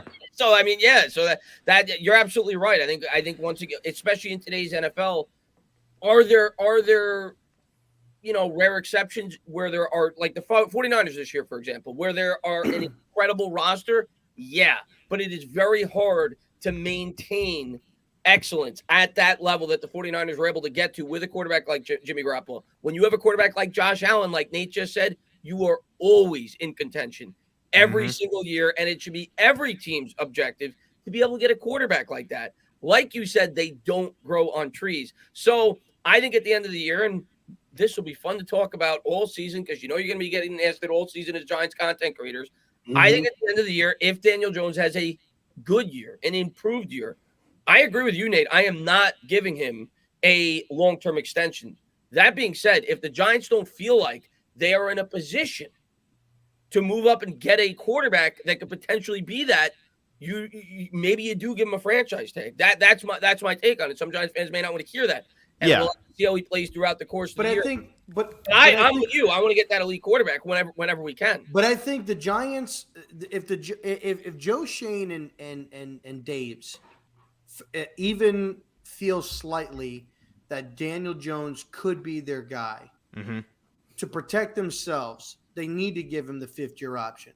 Them not giving him the 5th-year option tells me that after this year, regardless of what happens, they're moving on, regardless of what happens. Now, if that's the case, then why waste the time?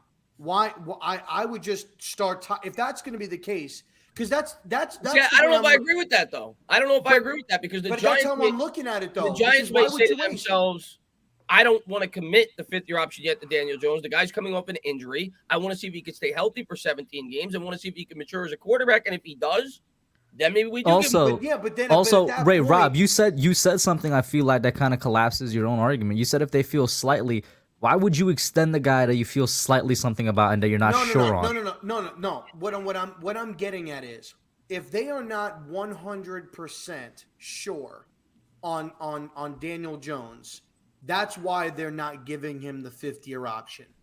Meaning, at the end of this year, regardless of it, they're moving on. If they even slightly feel that Daniel Jones is their guy, that they feel he can do what, and Dave's feel that he can do what they're looking for him to do, they need to give him the 5th-year option. I don't want to give this guy $35 million on a franchise tag. That's where I disagree. Because it's like why would you? Because you said $10 million. No. Here's the thing. Because I feel like you're misunderstanding my point as well. No. Because what you're saying though. No, I know, but what I'm responding to right now is that you'd never give the 5th-year option to somebody if you're not, especially at the quarterback position, if you're not completely sure that they're your guy. But what I'm saying is, let me give you a hypothetical, Rob, because I know where you're going with this. Let me give you a hypothetical. Okay. You have to give him the 5th-year option by May 2nd, right? So say the Giants do what you want to do. They give him the $24 million May 2nd for the 2023 season. Daniel Jones gets hurt week 5. Daniel Jones gets hurt week 5, and the Giants are picking 4th overall in next year's draft. You are now committed to pay Daniel Jones $23 million, and you're going to be drafting a quarterback. So I don't, especially with Daniel. I would take that loss. I would take that loss. You would take that loss, but you're not going to spill $10 extra million if he produces. I would take that loss. And I could get a compensatory pick for a team that may want to. Compensatory, you mean? Okay, so hold on. I think get a 3rd or a 4th round pick for him, as opposed to now. Let me flip that argument on you. Let's just say he plays well, and if he plays well, you made out on the deal, but it's a gamble. And they franchise tag him, right, at 30 or 35 million. Then he gets hurt. All right. It's only a 1-year commitment, though. Here's my thing. Wait. Guys, wait. Hold on. Everybody stop for a second, because here's the thing, okay? There's a lot of hypotheticals that I'm hearing, but I don't hear one specific hypothetical. And the question that I have is, if Daniel Jones plays above average, okay? Not great, not bad, average to above. Let me get your definition. My definition of above average is Derek Carr. Is that Sure, that's fine. That's fair, sure. My definition of above average is Ryan Tannehill. Same neighborhood. What is Daniel Jones's value on the open market? Okay, so hold on. Guys, respectfully, I think we're looking at this wrong. I think we're coming at this from the wrong angle, guys. I think when we're looking at the Daniel Jones question, and we can, again, expand this to quarterbacks in general, I think the dollar sign is the easy thing to focus on, but it's not what we should be looking at. Because if we're looking at quarterbacks, we should be looking for the face of the franchise. And if we find the face of the franchise, we're going to end up paying them big dollars. That's just how it is. So at the end of the day, right, hold on. Yeah. So at the end of the day, when we're looking at Daniel Jones, the question isn't going to be how do we feel about paying him over the next 2 years. It's going to be how do we feel about paying him over the next 10 years. That's how we feel. And it's less about the dollar sign and more about the play. Because when you look at quarterbacks, right, and this is why we talk about rookie deals, when you look at a quarterback, they're going to command in this market about 20% of your salary cap. And at that point on that deal, you're expecting to be able to look at your team and say, okay, we're not going to have the same amount of pieces around them as when they were a rookie because we just don't have the money for it. So are we signing this guy and feeling that even with maybe a little bit less around him, he can still carry us and be that guy? And that's where you look at the guys who are making that kind of money. Hold on, let me just finish here. And you're looking at that, and you're saying, okay, do I think Daniel Jones is that guy. And then we're talking about expectations, and we're saying, what does it need to be to get there? And if I'm saying that he's above average, if I'm saying he's Derek Carr, Ryan Tannehill, Kirk Cousins, A, B, C, D, whatever, if he is any of the above, I'll be honest, I'm trading him for what I can get on the open market and taking another quarterback. Because let's be real, Derek Carr, Kirk Cousins, Ryan Tannehill, where's their ring? They ain't winning. Where is it? So, but with that, and you make, I agree with what you're saying, Nate. As far as, but with the only thing I don't agree with is that it's not about the money and it's about the production. I think it has to do with both. Had the reason why we're in this predicament and we're having this conversation is the guys had 3 different head coaches, 3 different offensive coordinators, 3 different offensive line coaches. There's been poor drafting. There has been lack of offensive linemen built, not to mention the injury prone between him, the wide receivers, the running back, et cetera, et cetera. Okay. So at this point, at a 4th year, right, we should know whether this guy is the franchise quarterback or not. Now, we're on this teeter-totter that keeps going like this because it's like, yeah, Daniel Jones, he's not really showing us when he's in the game, but he didn't have Kadarius Toney and Sterling Shepard and Slayton and Barkley and this. But when they were there, he showed glimpses. Oh, but the offensive line is terrible. So we can never keep that teeter-totter balanced. In this situation that we're in, it would be stupid for us to go into this 1 year taking a risk when we're in a financial bind. I believe we're going to have about $105 million in cap space next year. Well, and I don't want to. And we don't sign Jones. If we don't sign Jones. Yeah. So in this regard, I would rather go into that with $80 million and give him the 5th-year option at 23 to 25.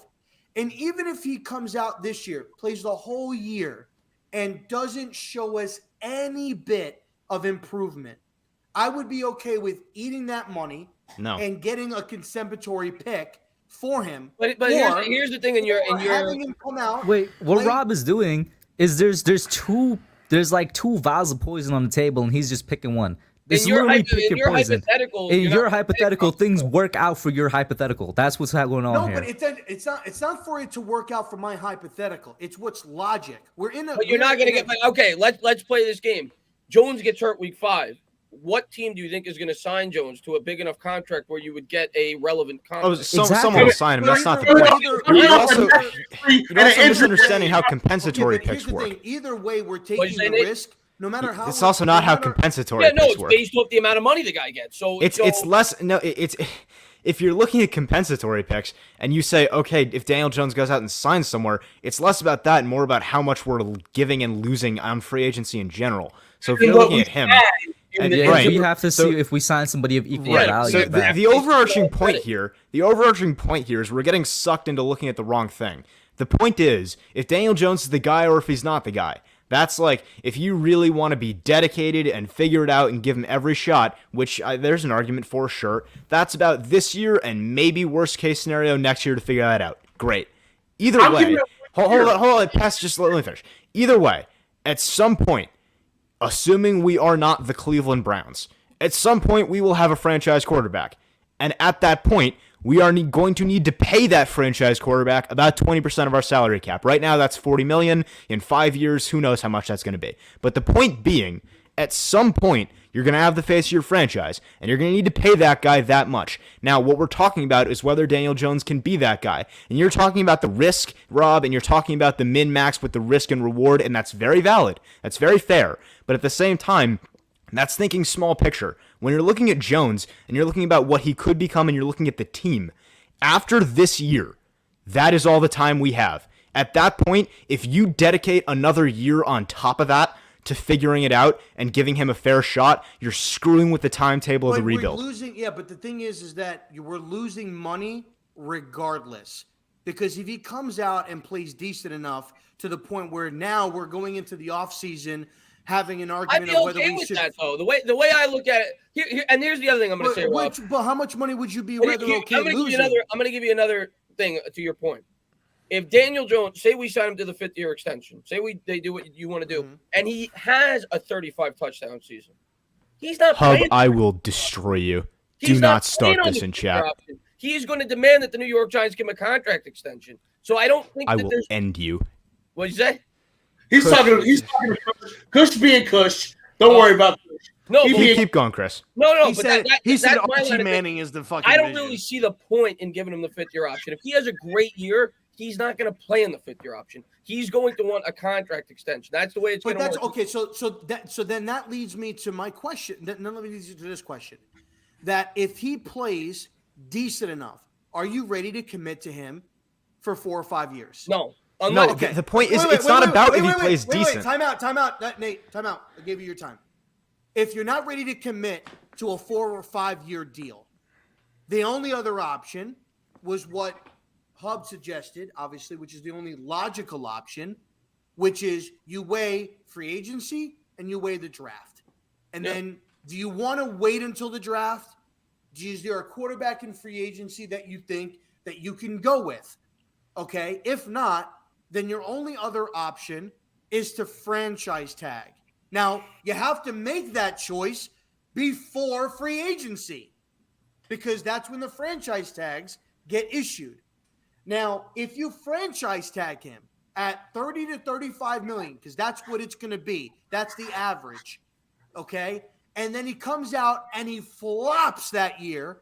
We just paid 35 million for a quarterback to shit the bed. For 1 year.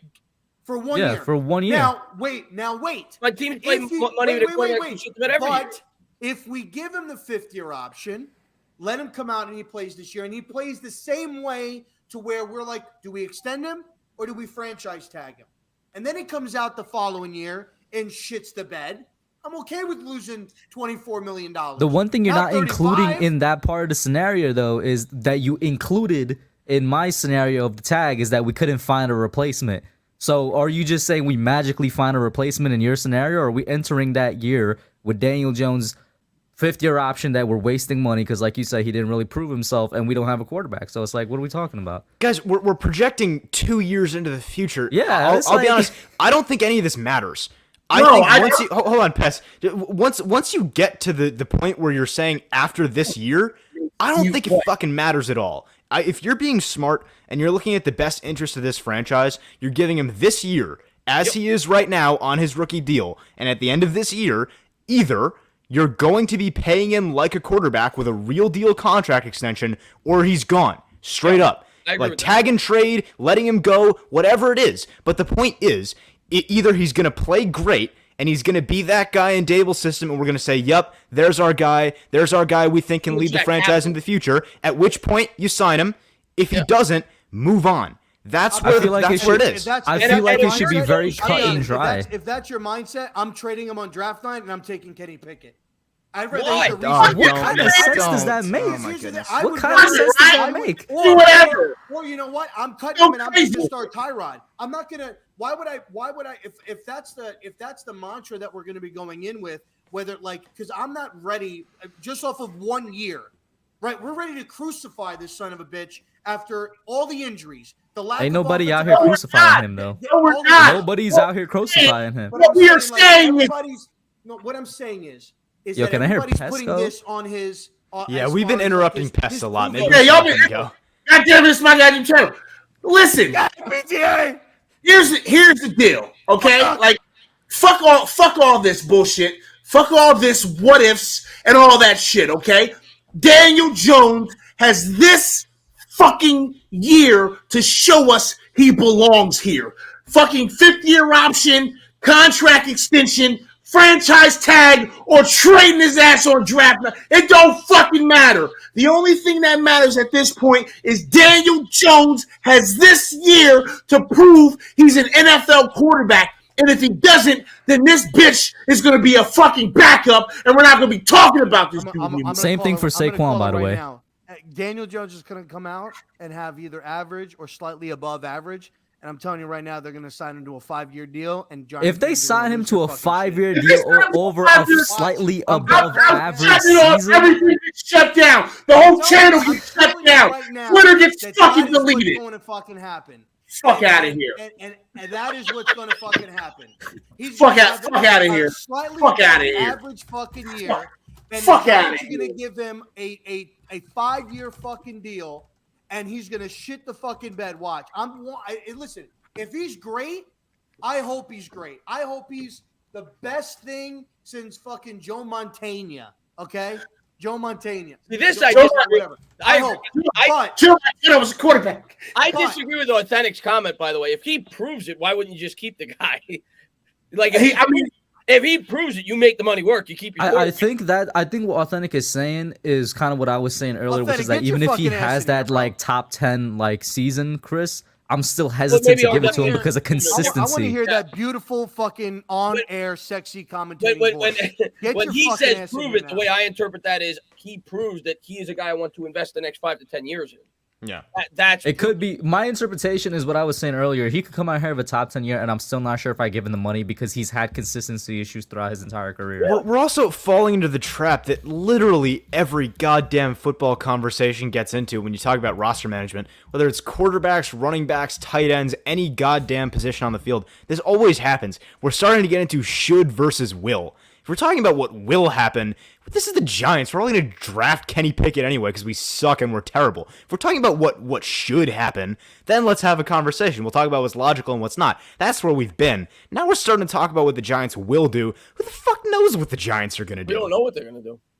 Listen, the Giants mean, are going if to we're draft saying- if we're Trevon Walker saying at that 5. no matter You, what- I will, Garrett I will, Wilson at I will 7. find you, Kush. I will find you. If we're saying that no matter how DJ plays, then more than like what Authentic said, it's doubtful that he's going to be a Giant I think it's next doubtful. year. I don't think it's. Then I if think it's a foregone doubtful, conclusion. if it's Oh, doubtful, your then I would fans passed. then I would rather start fresh now.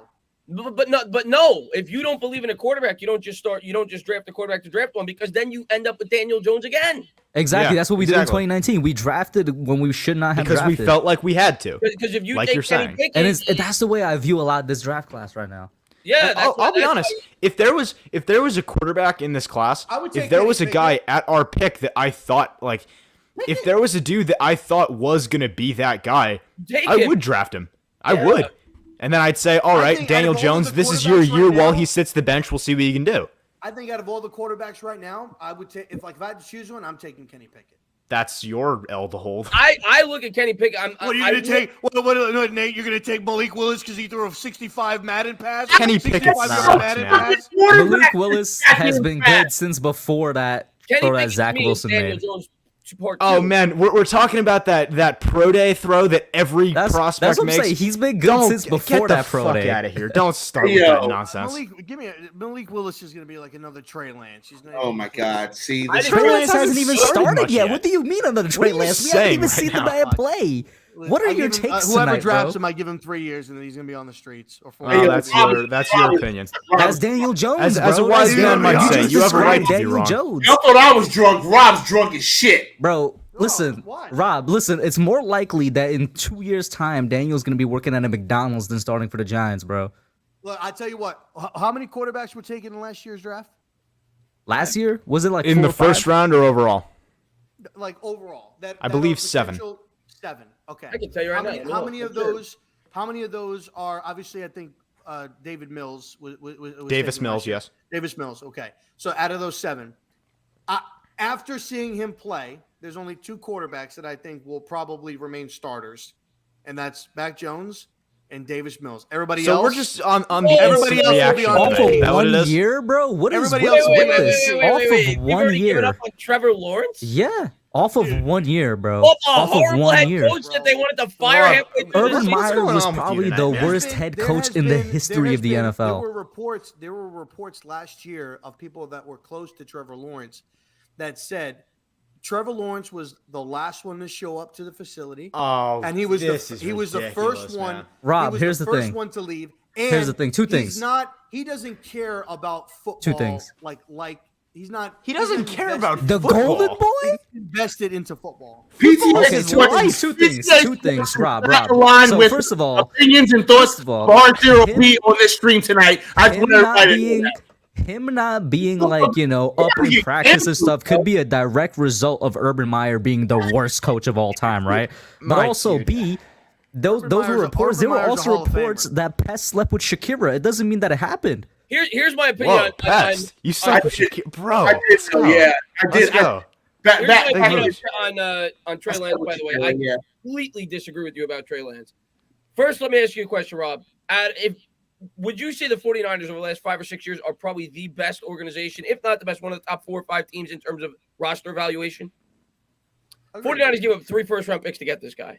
49ers got Shanahan as their offensive caller, and they may have the best support system in all of football. And Trey Lance has, I think, I'm not saying Josh Allen upside, but he's got pretty high Good upside. He's got very good upside. This is also the same organization that let go of Colin Kaepernick. No, actually, it's not. It's a completely different regime. But Colin Kaepernick wasn't even that good when they let go. Same team. It was. Yeah, but we're talking about Dude, regimes. come Like on, man. we want to talk about Dave. The Gettleman Giants on are the same Giants team now? that Is won the what we're Super gonna Bowl in do? 2012. Okay, What's your point? the Giants have been the same team for the last 364 years, motherfucker. I think Trey Lance can be a top 10 quarterback this year. I really do. I think Speaking of this, by the way, 49ers are going to the Super Bowl.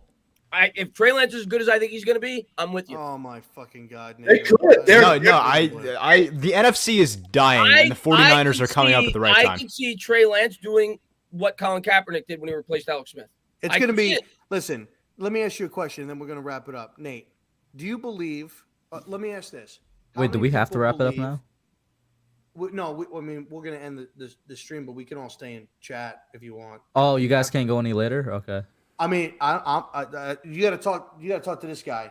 I'm The old okay. man here. You got to talk. He to the is old. Man. He does have a bedtime. Old man Pest over in that corner. You got to Yeah. talk to the old man. Like I I got. Listen, bro. I got all the time in the world because KB wasn't able to do Young Guns. That's why I'm here in the first place. I just wanted to talk football, so I got like all the time in Listen, the world. Grandpa, if you just get your prune juice, all right, and then come back in about 20 minutes, it's going to be good, okay? Okay. We'll be here waiting for you. Okay. Do you believe that sports are somewhat like rigged, Nate, at all? Wait, Rob, turn up your volume in StreamYard. You know how to do that, right? Just turn it up. They're saying you need more volume. How do I do that? So you click the settings I got it. gearbox. Yeah. I got it. Okay, got it. Is that better? Cool. Nate, do you believe that sports are potentially rigged? Hold on. Do I or do I not need to hit my blunt before I answer this? Where is this going, RZeroB? Where are we going? Listen, Nate, it's just a yes or no answer. You gotta, if Nate goes, hold on a second, Yeah. be like, hey, show's over. Show's Do done. you believe in some capacity, Nate, that sports are rigged? Which sport? Any sports. SPORTS. Sports. And let's stick to the NFL. WWE exists, so yeah. The NFL. Okay. The NFL. So let me ask you, so then if you believe that it's possible, Nate, if you think for one single solitary second that Tom Brady is not going to go out a Super Bowl fucking champion, you are smoking some major drugs. I want to know what you got over there in your pipe because it ain't marijuana. I wanna know what you Can smoke before the I stream, bro. Rob. Here's my thing, because I do believe to some capacity riggings be happening. We saw it with the Lakers and the course. Kings back in 2001, right? But I'll say this. To that extent, the Giants would have been competing in Super Bowl so many times this past decade because they play in New York. Did we fucking forget what the name of the goddamn football is? Did we forget? Like, Mara. are we fucking for real right now? Whenever somebody, I definitely think there are instances where the point spread comes into account. I'll say that right Yeah. now. I definitely think that. I think Vegas and betting that runs 100%. But what I'll say is this: do I think the NFL rigs who the champion is going to be? 100% no. No. People have asked this to me on my channel before. How can you rig the David Tyree catch? How can you rig that? If he doesn't catch that ball, the game's over. So you can't rig that. But I always compare sports, like Nate said, like the WWE. Like it's obviously we all know like the WWE, it's scripted But it's and whatever. scripted, yeah. But- I don't know if I'd but- call it but- rigged if they have a script. It's scripted, but what they're still actually going out there, putting their bodies on the line, doing these crazy things, suffering injuries, and all of this other stuff to make it look legitimate. Rob, so I think I got a with question sports, for you, Rob. I got a Sure, question Nate. for you. Sure. I don't have If a you think the tinfoil hat. NFL is rigged, what the fuck are you doing here analyzing it? That's what I'm saying. I don't have my tin hat tonight, y'all. Listen, at the end of the day, I think sports are rigged. All sports are rigged, but I love Solid. the sport. When you I love say the sport. rigged, I just want to make sure I'm getting what you're saying. When you say rigged, you're saying they have a predetermined champion in every sport before the season starts. Yep. So then, with that being said, here's what I'm taking from this moment here. What I'm taking out of this moment is that Rob, everything he said about Daniel Jones in the last 20 minutes was a one long elaborate troll leading up to this moment where he explains his me, Austin. It was me all along. He did the Vince McMahon. Oh my God, I love it. No, but I mean, when you think about it, look how many of the same teams are always in contention. Look how many of the same teams are always good. With no matter. Okay, so let me ask you this then. You're saying so there's 32 teams in the National Football League. Let's just use the NFL for example. There's 32 teams in the National Football League. There's 32 owners. There's 32 general managers. There could be potential. We'll just say for argument, there's 32 assistant general managers. People that know money. They know how to make contracts. Hell, they're millionaires. They're in the National Football League. Now you've got coaches that went through Pop Warner, Pee Wee, middle school, high school, semi-pro, pro, college, all of this other stuff. You're going to honestly tell me that these people don't know how to make contracts? That they don't know how to coach? That they don't know nothing? You've never watched a game? You've never watched a game and just said, like, there's no way. Okay, prime example game. Saints, Minnesota Vikings. The Minneapolis Miracle. The Stephon Diggs catch. The Stephon Diggs catch. Go back and watch that. There was no reason. I watched that today, Rob. There was seconds left. The safety didn't even need to dive at the feet. All he had to do was grab sticks. He missed a hit stick. It happens. I mean, why? Because I don't remember. What was the score in the game when that played? It was a 1 point game. It was a 1 point game. Okay, so I'm going to give you a reasonable opinion on why he might have been as passive as he was. Why are we entertaining this? He wasn't passive. Field goal range, they lose the game. No, but he wasn't. Yo, Pest, what's up, man? I haven't spoken to you in a minute. Yeah, it's been a minute, man. What he did was when he went to him. So Diggs goes up to make the catch. When he comes over here, he dips his shoulder and goes down towards his ankles. Pause. All he had to do was when Diggs was in the air, all he had to do was grab him and hold him. They had no timeouts. Talking about? They had no timeouts. What is going on? Is this real life? They had no timeouts. I'm in a dream At right that now, point, right? it would have been forward progress, and then the clock would have ran out. I'm in a dream. This is hurting my soul. Well, because I stood up and I. This is not real. This is not real. Rob. Yo, Tana, what did you have for dinner, bro? I got something on my face. Rob, what did you have for dinner? What? I don't even remember. I'm having Taco Bell. It's on the way. Listen, man. I think you're having a side of cocaine mixed with whatever Dan Campbell gives his players before they go out to practice, bro. Rob is on all of the fucking drugs tonight. Listen, I don't know what the fuck happened. Rob, I have a question for you, Rob. What happens when we go 2 hours? You know who the Patriots were? The Patriots were Triple H. Rob, did you played high school football, right? I did. Did you think high school football was rigged? I was a young kid. I didn't know any better. So you now think high school football is rigged? No, there's no betting involved. I think where there's money involved. So where does the with rigging betting, begin? College. So you think the college games are rigged? Okay, so the jump from high school to college is rigging. Let's backtrack. Let's backtrack 5 years ago.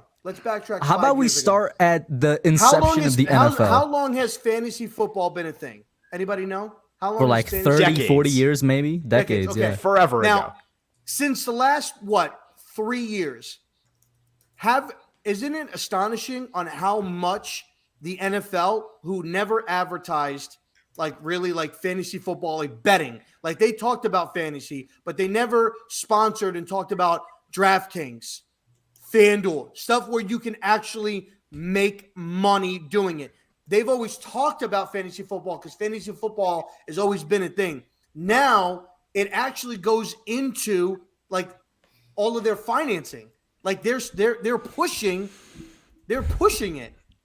Now listen, this is and true. 5 years ago, it but wasn't like that. It goes back to what Chris is saying, whereas like I can see them definitely making sure a certain point spread comes out so that there's a little bit of extra money made. But no, they're not rigging games. I bet on a college basketball game during the tournament, and there was a minute left, and I forgot I think it was Duke and somebody else, and they were down by 9 points with a minute left. 9 points in an NCAA tournament game. They're normally going to commit a foul, right, to try to extend the game, send them to the free throw line. They let the entire clock tick out. And you know what the spread was? 9.5. And I said to myself, that felt rigged. So I think there are instances when the point spread comes into play. Well, yes, I have seen it. I have felt it. But do I think there are predetermined winners in sports? 100%. Also, Rob, somebody in the chat just brought up a great point. As opposed to 5, 6, maybe even 7 years ago, betting is legal in almost every state now, so they could like comfortably push it. Whereas before, they probably got a lot of backlash because it was illegal in a lot of states. Well, yeah, that's what I'm saying. They weren't able to do it. Now that they can do it, they can make money off of it. I mean, look at the 07 game against the Patriots. I believe the Giants were like what? They had the lowest chance of winning. I think they were like 11-point dogs or something like that. It was crazy, and nobody was betting on the Giants at all. But think about how everybody bet on the Patriots. Vegas made so much money from the Giants winning that game and the Patriots losing that all of those people that bet for the Patriots lost all of that money. Well, you just stated the obvious. Yeah, where's the money coming from? The people who are winning, from the people that lost. What? I'm so confused now. Just because it just became legalized. I think the NFL has had it in with betting in Vegas, making money off under the table, under the how is this a conversation? You know what I think happened? I'm kiboshing. I have a theory. I got a theory, bro. No. Let me say this theory because I feel like Rob. Here's my theory. My theory is that all of this is one elaborate troll from Rob who doesn't actually believe any of it. I feel like he was so taken aback by his own Daniel Jones take when we shut him down. That he's trying to distract the chat from that right now. He's trying to distract the chat from the fact that we went on that 20-minute useless Daniel Jones chat. No. I'll talk about. I don't want to talk about it on stream, whatever. I'll talk about it off stream. But on my kids, I believe that all sports are rigged. 100%. All right. Why would you put that on your children? All right. And so listen, that's what I believe. And so that's what I'm saying. That's what I believe. He believes it.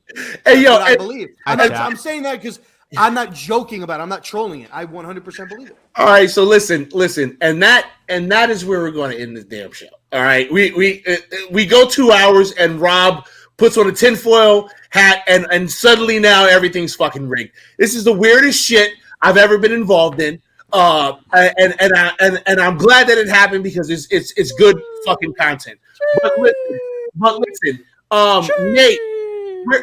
Nate, where can people find you, man? In the bedroom, psych ward after trying to piece my way through that. Trying to get better at Madden. That's where you can find him. Oh, yeah. Nate, where he's at right now. Nate, are you gonna put more content on or what? What are we doing here? Yeah, probably. I don't know. Okay. All right. My brain's fried. I'm gonna hold you to it, Nate, because you keep saying you are, and then I know it's a problem. It is. All right, Kush. Tell them where they can find you. At the barbershop. Well, I hope so. It will be the salon because I'll be getting my. You know what? I was thinking about what you said before. I couldn't remember salon. I'll be getting my cornrows installed either more closer to the summer, basically. God Almighty, save us. Hey, listen, we gonna be that cornrow game. Why do you think I'm growing this? Exactly. You see, Pest knows what's up. That's why Pest. Why do you think we growing this? Pest knows how to get down in Miami as well, bro. Are you gonna get cornrows? What do you mean? He just grows his hair out. Bro, your hair grows out further than this. Do you see how much hair I have? He has a full head of hair right now. And it's like turn around and show us. I'm not gonna lie, bro. PTA be looking like Lieutenant Murtaugh from Lethal Weapon. Look, listen, when I tell you, I hate my hair right now because it's in the awkward phase where it's trying to grow. Give it like a month, 2 months tops. He's gonna have more than enough to do cornrows. You got a nice hairline. I will tell you that. I'm gonna actually let this grow for about 6 months, and then I'm gonna get it. Oh, you're gonna let it grow out legit. I'm gonna let it grow. So what I'm gonna do, what I'm thinking about doing, as we close this up, what I'm thinking about doing is some kind of a crazy design pattern thing. I don't know exactly what I want to do, but like I want to like totally change. Listen, please just keep it simple. I'd get twists. I'd get the braids, or get some waves. No, Hub. He's gonna get a 71. Listen, he's a huge Will Hernandez fan. Shut up. 71. Listen. He loves Will Hernandez. I spent 20 years having to do the stupid low fade haircut. I'm doing something extreme with my entire look. My entire look, I'm doing something absolutely extreme. Can you do something with the beard then too? Call the midlife crisis if you want to. I don't care, but like Can you do something with the beard as well then, please. There's nothing something wrong. crazy with the beard. There's nothing. If you can do something crazy Dye with the beard, do something crazy with the beard. I'm telling you, let that thing grow out real long, like out to here. Dye it Giants blue. I was gonna say dye it Odell yellow. I was actually thinking about like right here, making it's all platinum right here. Like you need to go like Matt Patricia length, like where it's like really out there. All but yeah, because I'm gonna continue to let my beard grow. Like right here. Have the beard like right here. Yeah. So anyway. Oh yeah. So where you can find me, right? So where can we find you? On the channel, obviously, right? The hub. We're actually finally 100 subscribers away from hitting that 4,000 mark. I've been waiting for that for like a year and a half, man. But I've been super busy with school. I'm actually, YouTube is opening some doors like in media and stuff. Hopefully that, actually pans out. We'll see where it goes. And then on Twitch, because everybody has mentioned Twitch so much, I will be I've been playing WWE 2K since I got it early last week. I'm gonna be doing the My Rise on Twitch sometime coming up this week, starting Monday. Send me your Twitch link so I can follow you. For sure, I got you. I'll drop it in chat. Also, sorry, I just remembered this. I would be doing a disservice to someone. I just remembered. Sorry. You can find me. I know I have not been posting for a long time. I'm not going to pretend that I have any schedule, but I will be making an appearance on the Full Press Giants podcast. I'm not sure exactly when, but it's going to come out sometime in the next few days. We're recording tomorrow night. Just I have to plug that, otherwise I'd feel bad about it. Yeah. All right, okay. YouTube Yoda. We all know where to find you, but. I think after tonight, he's never going to do another podcast with me ever. No. Chris is enjoying this so much. Listen, no. Here's the thing. Here's the funny thing about YouTube Yoda. Y'all want to peek behind the curtain? YouTube Yoda has been sitting here the whole time, trying not to say fuck, but I know he wants to say fuck. And one of these days, we're going to get him to say fuck. Yeah. One of these days, it's happening. Just say it right now. One of these days, he's going to be like, "Hey, say it now. Fuck that." He's not going to fold to the peer pressure. I'll tell you what. If he's going to say when we win the Super Bowl. If the New York Giants draft Kenny Pickett, you'll hear it. No, it's just he's not going to fold to peer pressure. It's just that you have to piss him off so much that eventually he fully loses it. You know how many times do you like this is like realistic. This is like legitimate, right? Because I'm transparent now, and I like for everybody to remember that we're fucking human beings. We're not talking heads in a strange box. You know how many times I've heard YouTube Yoda say fuck? A lot. A lot.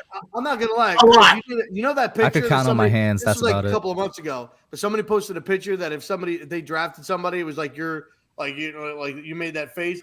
That needs to be an emote on your YouTube channel. I'm just saying.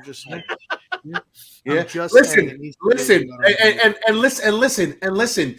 There's so much that I'd like to tell y'all about YouTube Yoda, but I am fucking sworn to secrecy, so you'll never find out. But if you only fucking knew, though, if you only fucking knew about YouTube Yoda. Chris's chat and Discord were right. He wasn't ever in construction. It was something else. You would understand why YouTube Yoda is the fucking GOAT if you only knew. We in the Twitch world, we like to call certain streamers the After Dark, like it's an After Dark stream. There is an After Dark entertainer. There is an After Dark one. Okay, and you can only see it. Amazing. You can only see it after he's completely trashed after a Giants win. Yeah. Okay. All right. Or when you catch him on a real like good day, and he's like, Or just fuck it. he's just showing, when he's being pissed. he's being hospitable to two people coming Hey, back listen, to New York, New Jersey area. Yeah, listen. When Chris the Entertainer is on his YouTube channel, or when he's doing things with Patricia Chaina, here's pretty soon when he's asking questions in the fucking locker room, right? When all that happens, you're gonna see a nice, squeaky clean version of Chris the Entertainer. But I'm gonna let you know something. When the end stream button hits, He's a GOAT for a reason, y'all. That's all I'm gonna say. Okay, YouTube. All I'm gonna say is, what do you have going on? Thank you for having me on. What I have going on, probably in about a week, I'm gonna start doing some live content on the channel. I've kind of been putting it off because I haven't had much to talk about because I'm kind of waiting until this draft gets here till we really start to ramp up the content. So I'm looking forward to that, and I'll be live pretty much daily. So you guys know where to find me, hopefully. But we do. The thing I'm going to say, though, next time I come on your guys' channel, which hopefully will be soon, you got to give me a warning. I brought no tinfoil down here. Like, you got I didn't know this was going to happen. We all Chris, fell you need a victim, gas Chris. mask for all the gas that was like coming out of I like felt like I was talking to Rob's 500. stream, It bro. was great. It was fantastic. Okay. I want to. Well, what's that? Time out. I want to get a commitment right now. Are we doing a draft party? Well, I stream the draft. He's gonna stream the draft. We will. I'm also doing night one on my channel. Yeah. We will We're all also. going to Chris's house. Yes. Yes. It's a long ass drive, but yes. Yeah, I'll just hop on the highway for I tell you right now. 3.5 hours. Long ass Right drive to get to Chris's house. We just should take the do a train, Giants mate. game together next year. I'm in for that. Oh, Chris, I would rather kill myself. listen, first of all, I'm a season ticket holder now. I will be at the Giants. Right, I knew that you are. Listen, I will make it to the be Super at the Bowl. games. I will host a Giants. I will host a Super Where are you, Bowl Rob? Giants. I'm in North Carolina. I will Okay. host a Super Bowl party at my house. How big is You your all are estate? welcome. Okay. How It's big big is my enough. estate? Yeah, It's a lot of money because I'm in on all the betting, so I get all. because I the know inside Pest got a scoop. big estate. Yeah. See, It's Rob isn't like doing a conspiracy theory. He is the one who rigs the games. Yeah. I do. I'm the one that makes the call. I didn't know. I didn't know. Dino calls me, yo, should we call this or not? I'm like, nah. I didn't know this was the direction that we was going in. This is what happens when I make Rob the This is official my first host. time. When I make Rob the official host of the show, which happened weeks ago, because I have to sit back here and be the producer. I have to produce the show now, right? So that's why Rob is in charge of steering the conversation. But I didn't realize that Rob was on crack cocaine tonight. I didn't know that. Listen, it'll Man, never he happen went off again. I tonight. promise. It'll never happen again. I'm sitting over here on Oh producer. shit! It's gonna happen next week. It is. I'm sitting over here on producing the show, and Rob's talking about aliens and shit, and I'm like, You know do what? I noticed? aliens? You know when he started going off? When the entertainers talking drugs popped in chat. I don't think that's a coincidence. That's very. That's That's true. Good point. All right, so listen. Here's the deal, because we are at 2 hours. This is literally the longest stream we have done on the BTN network. It's awesome. This panel will be back. We will do this quite often. Okay. Hopefully, our guests next week will, we'll make that happen. Say what you got to say there, Pest. Hey, listen. No, because we're feeling some type of, No, we our guests- got busted to the listen, side a little Here's bit tonight.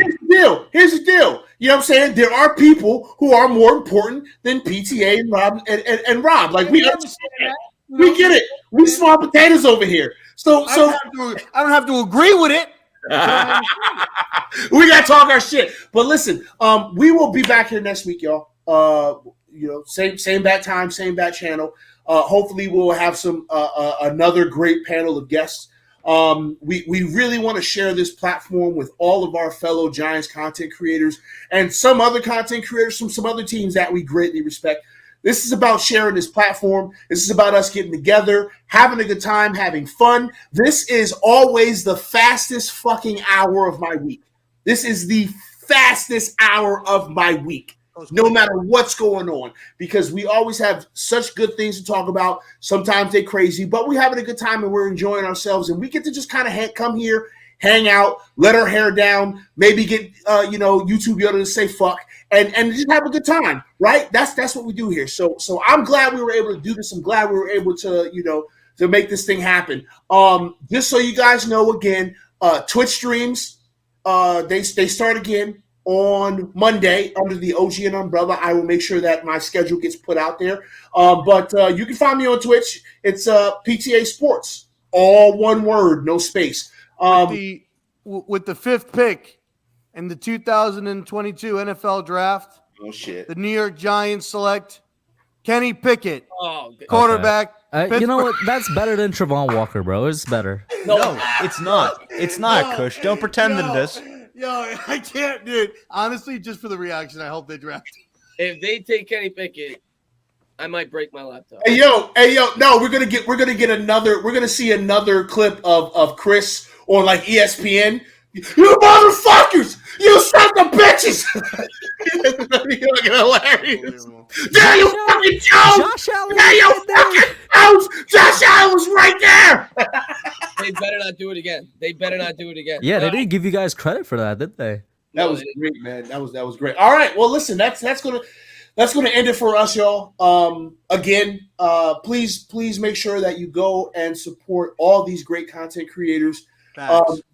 Listen, the Giants content creation family, all of us, because we are family, even though a lot of us we fight and we do all that sometimes, but we are all family. There's one guy I fight with, that's it. I mean, listen, sometimes we get in scuffles or whatever. That's what family does. But there is legitimately Giants content every fucking day of the week. And if you're not patronizing all these great content creators, then I don't know what the hell to tell you. Make sure you go and sub everyone up if you haven't. You already subbed to Entertainer because he's the fucking man. I'm going to continue to blow him on camera every chance I get. I said what I said. Pause. Pause.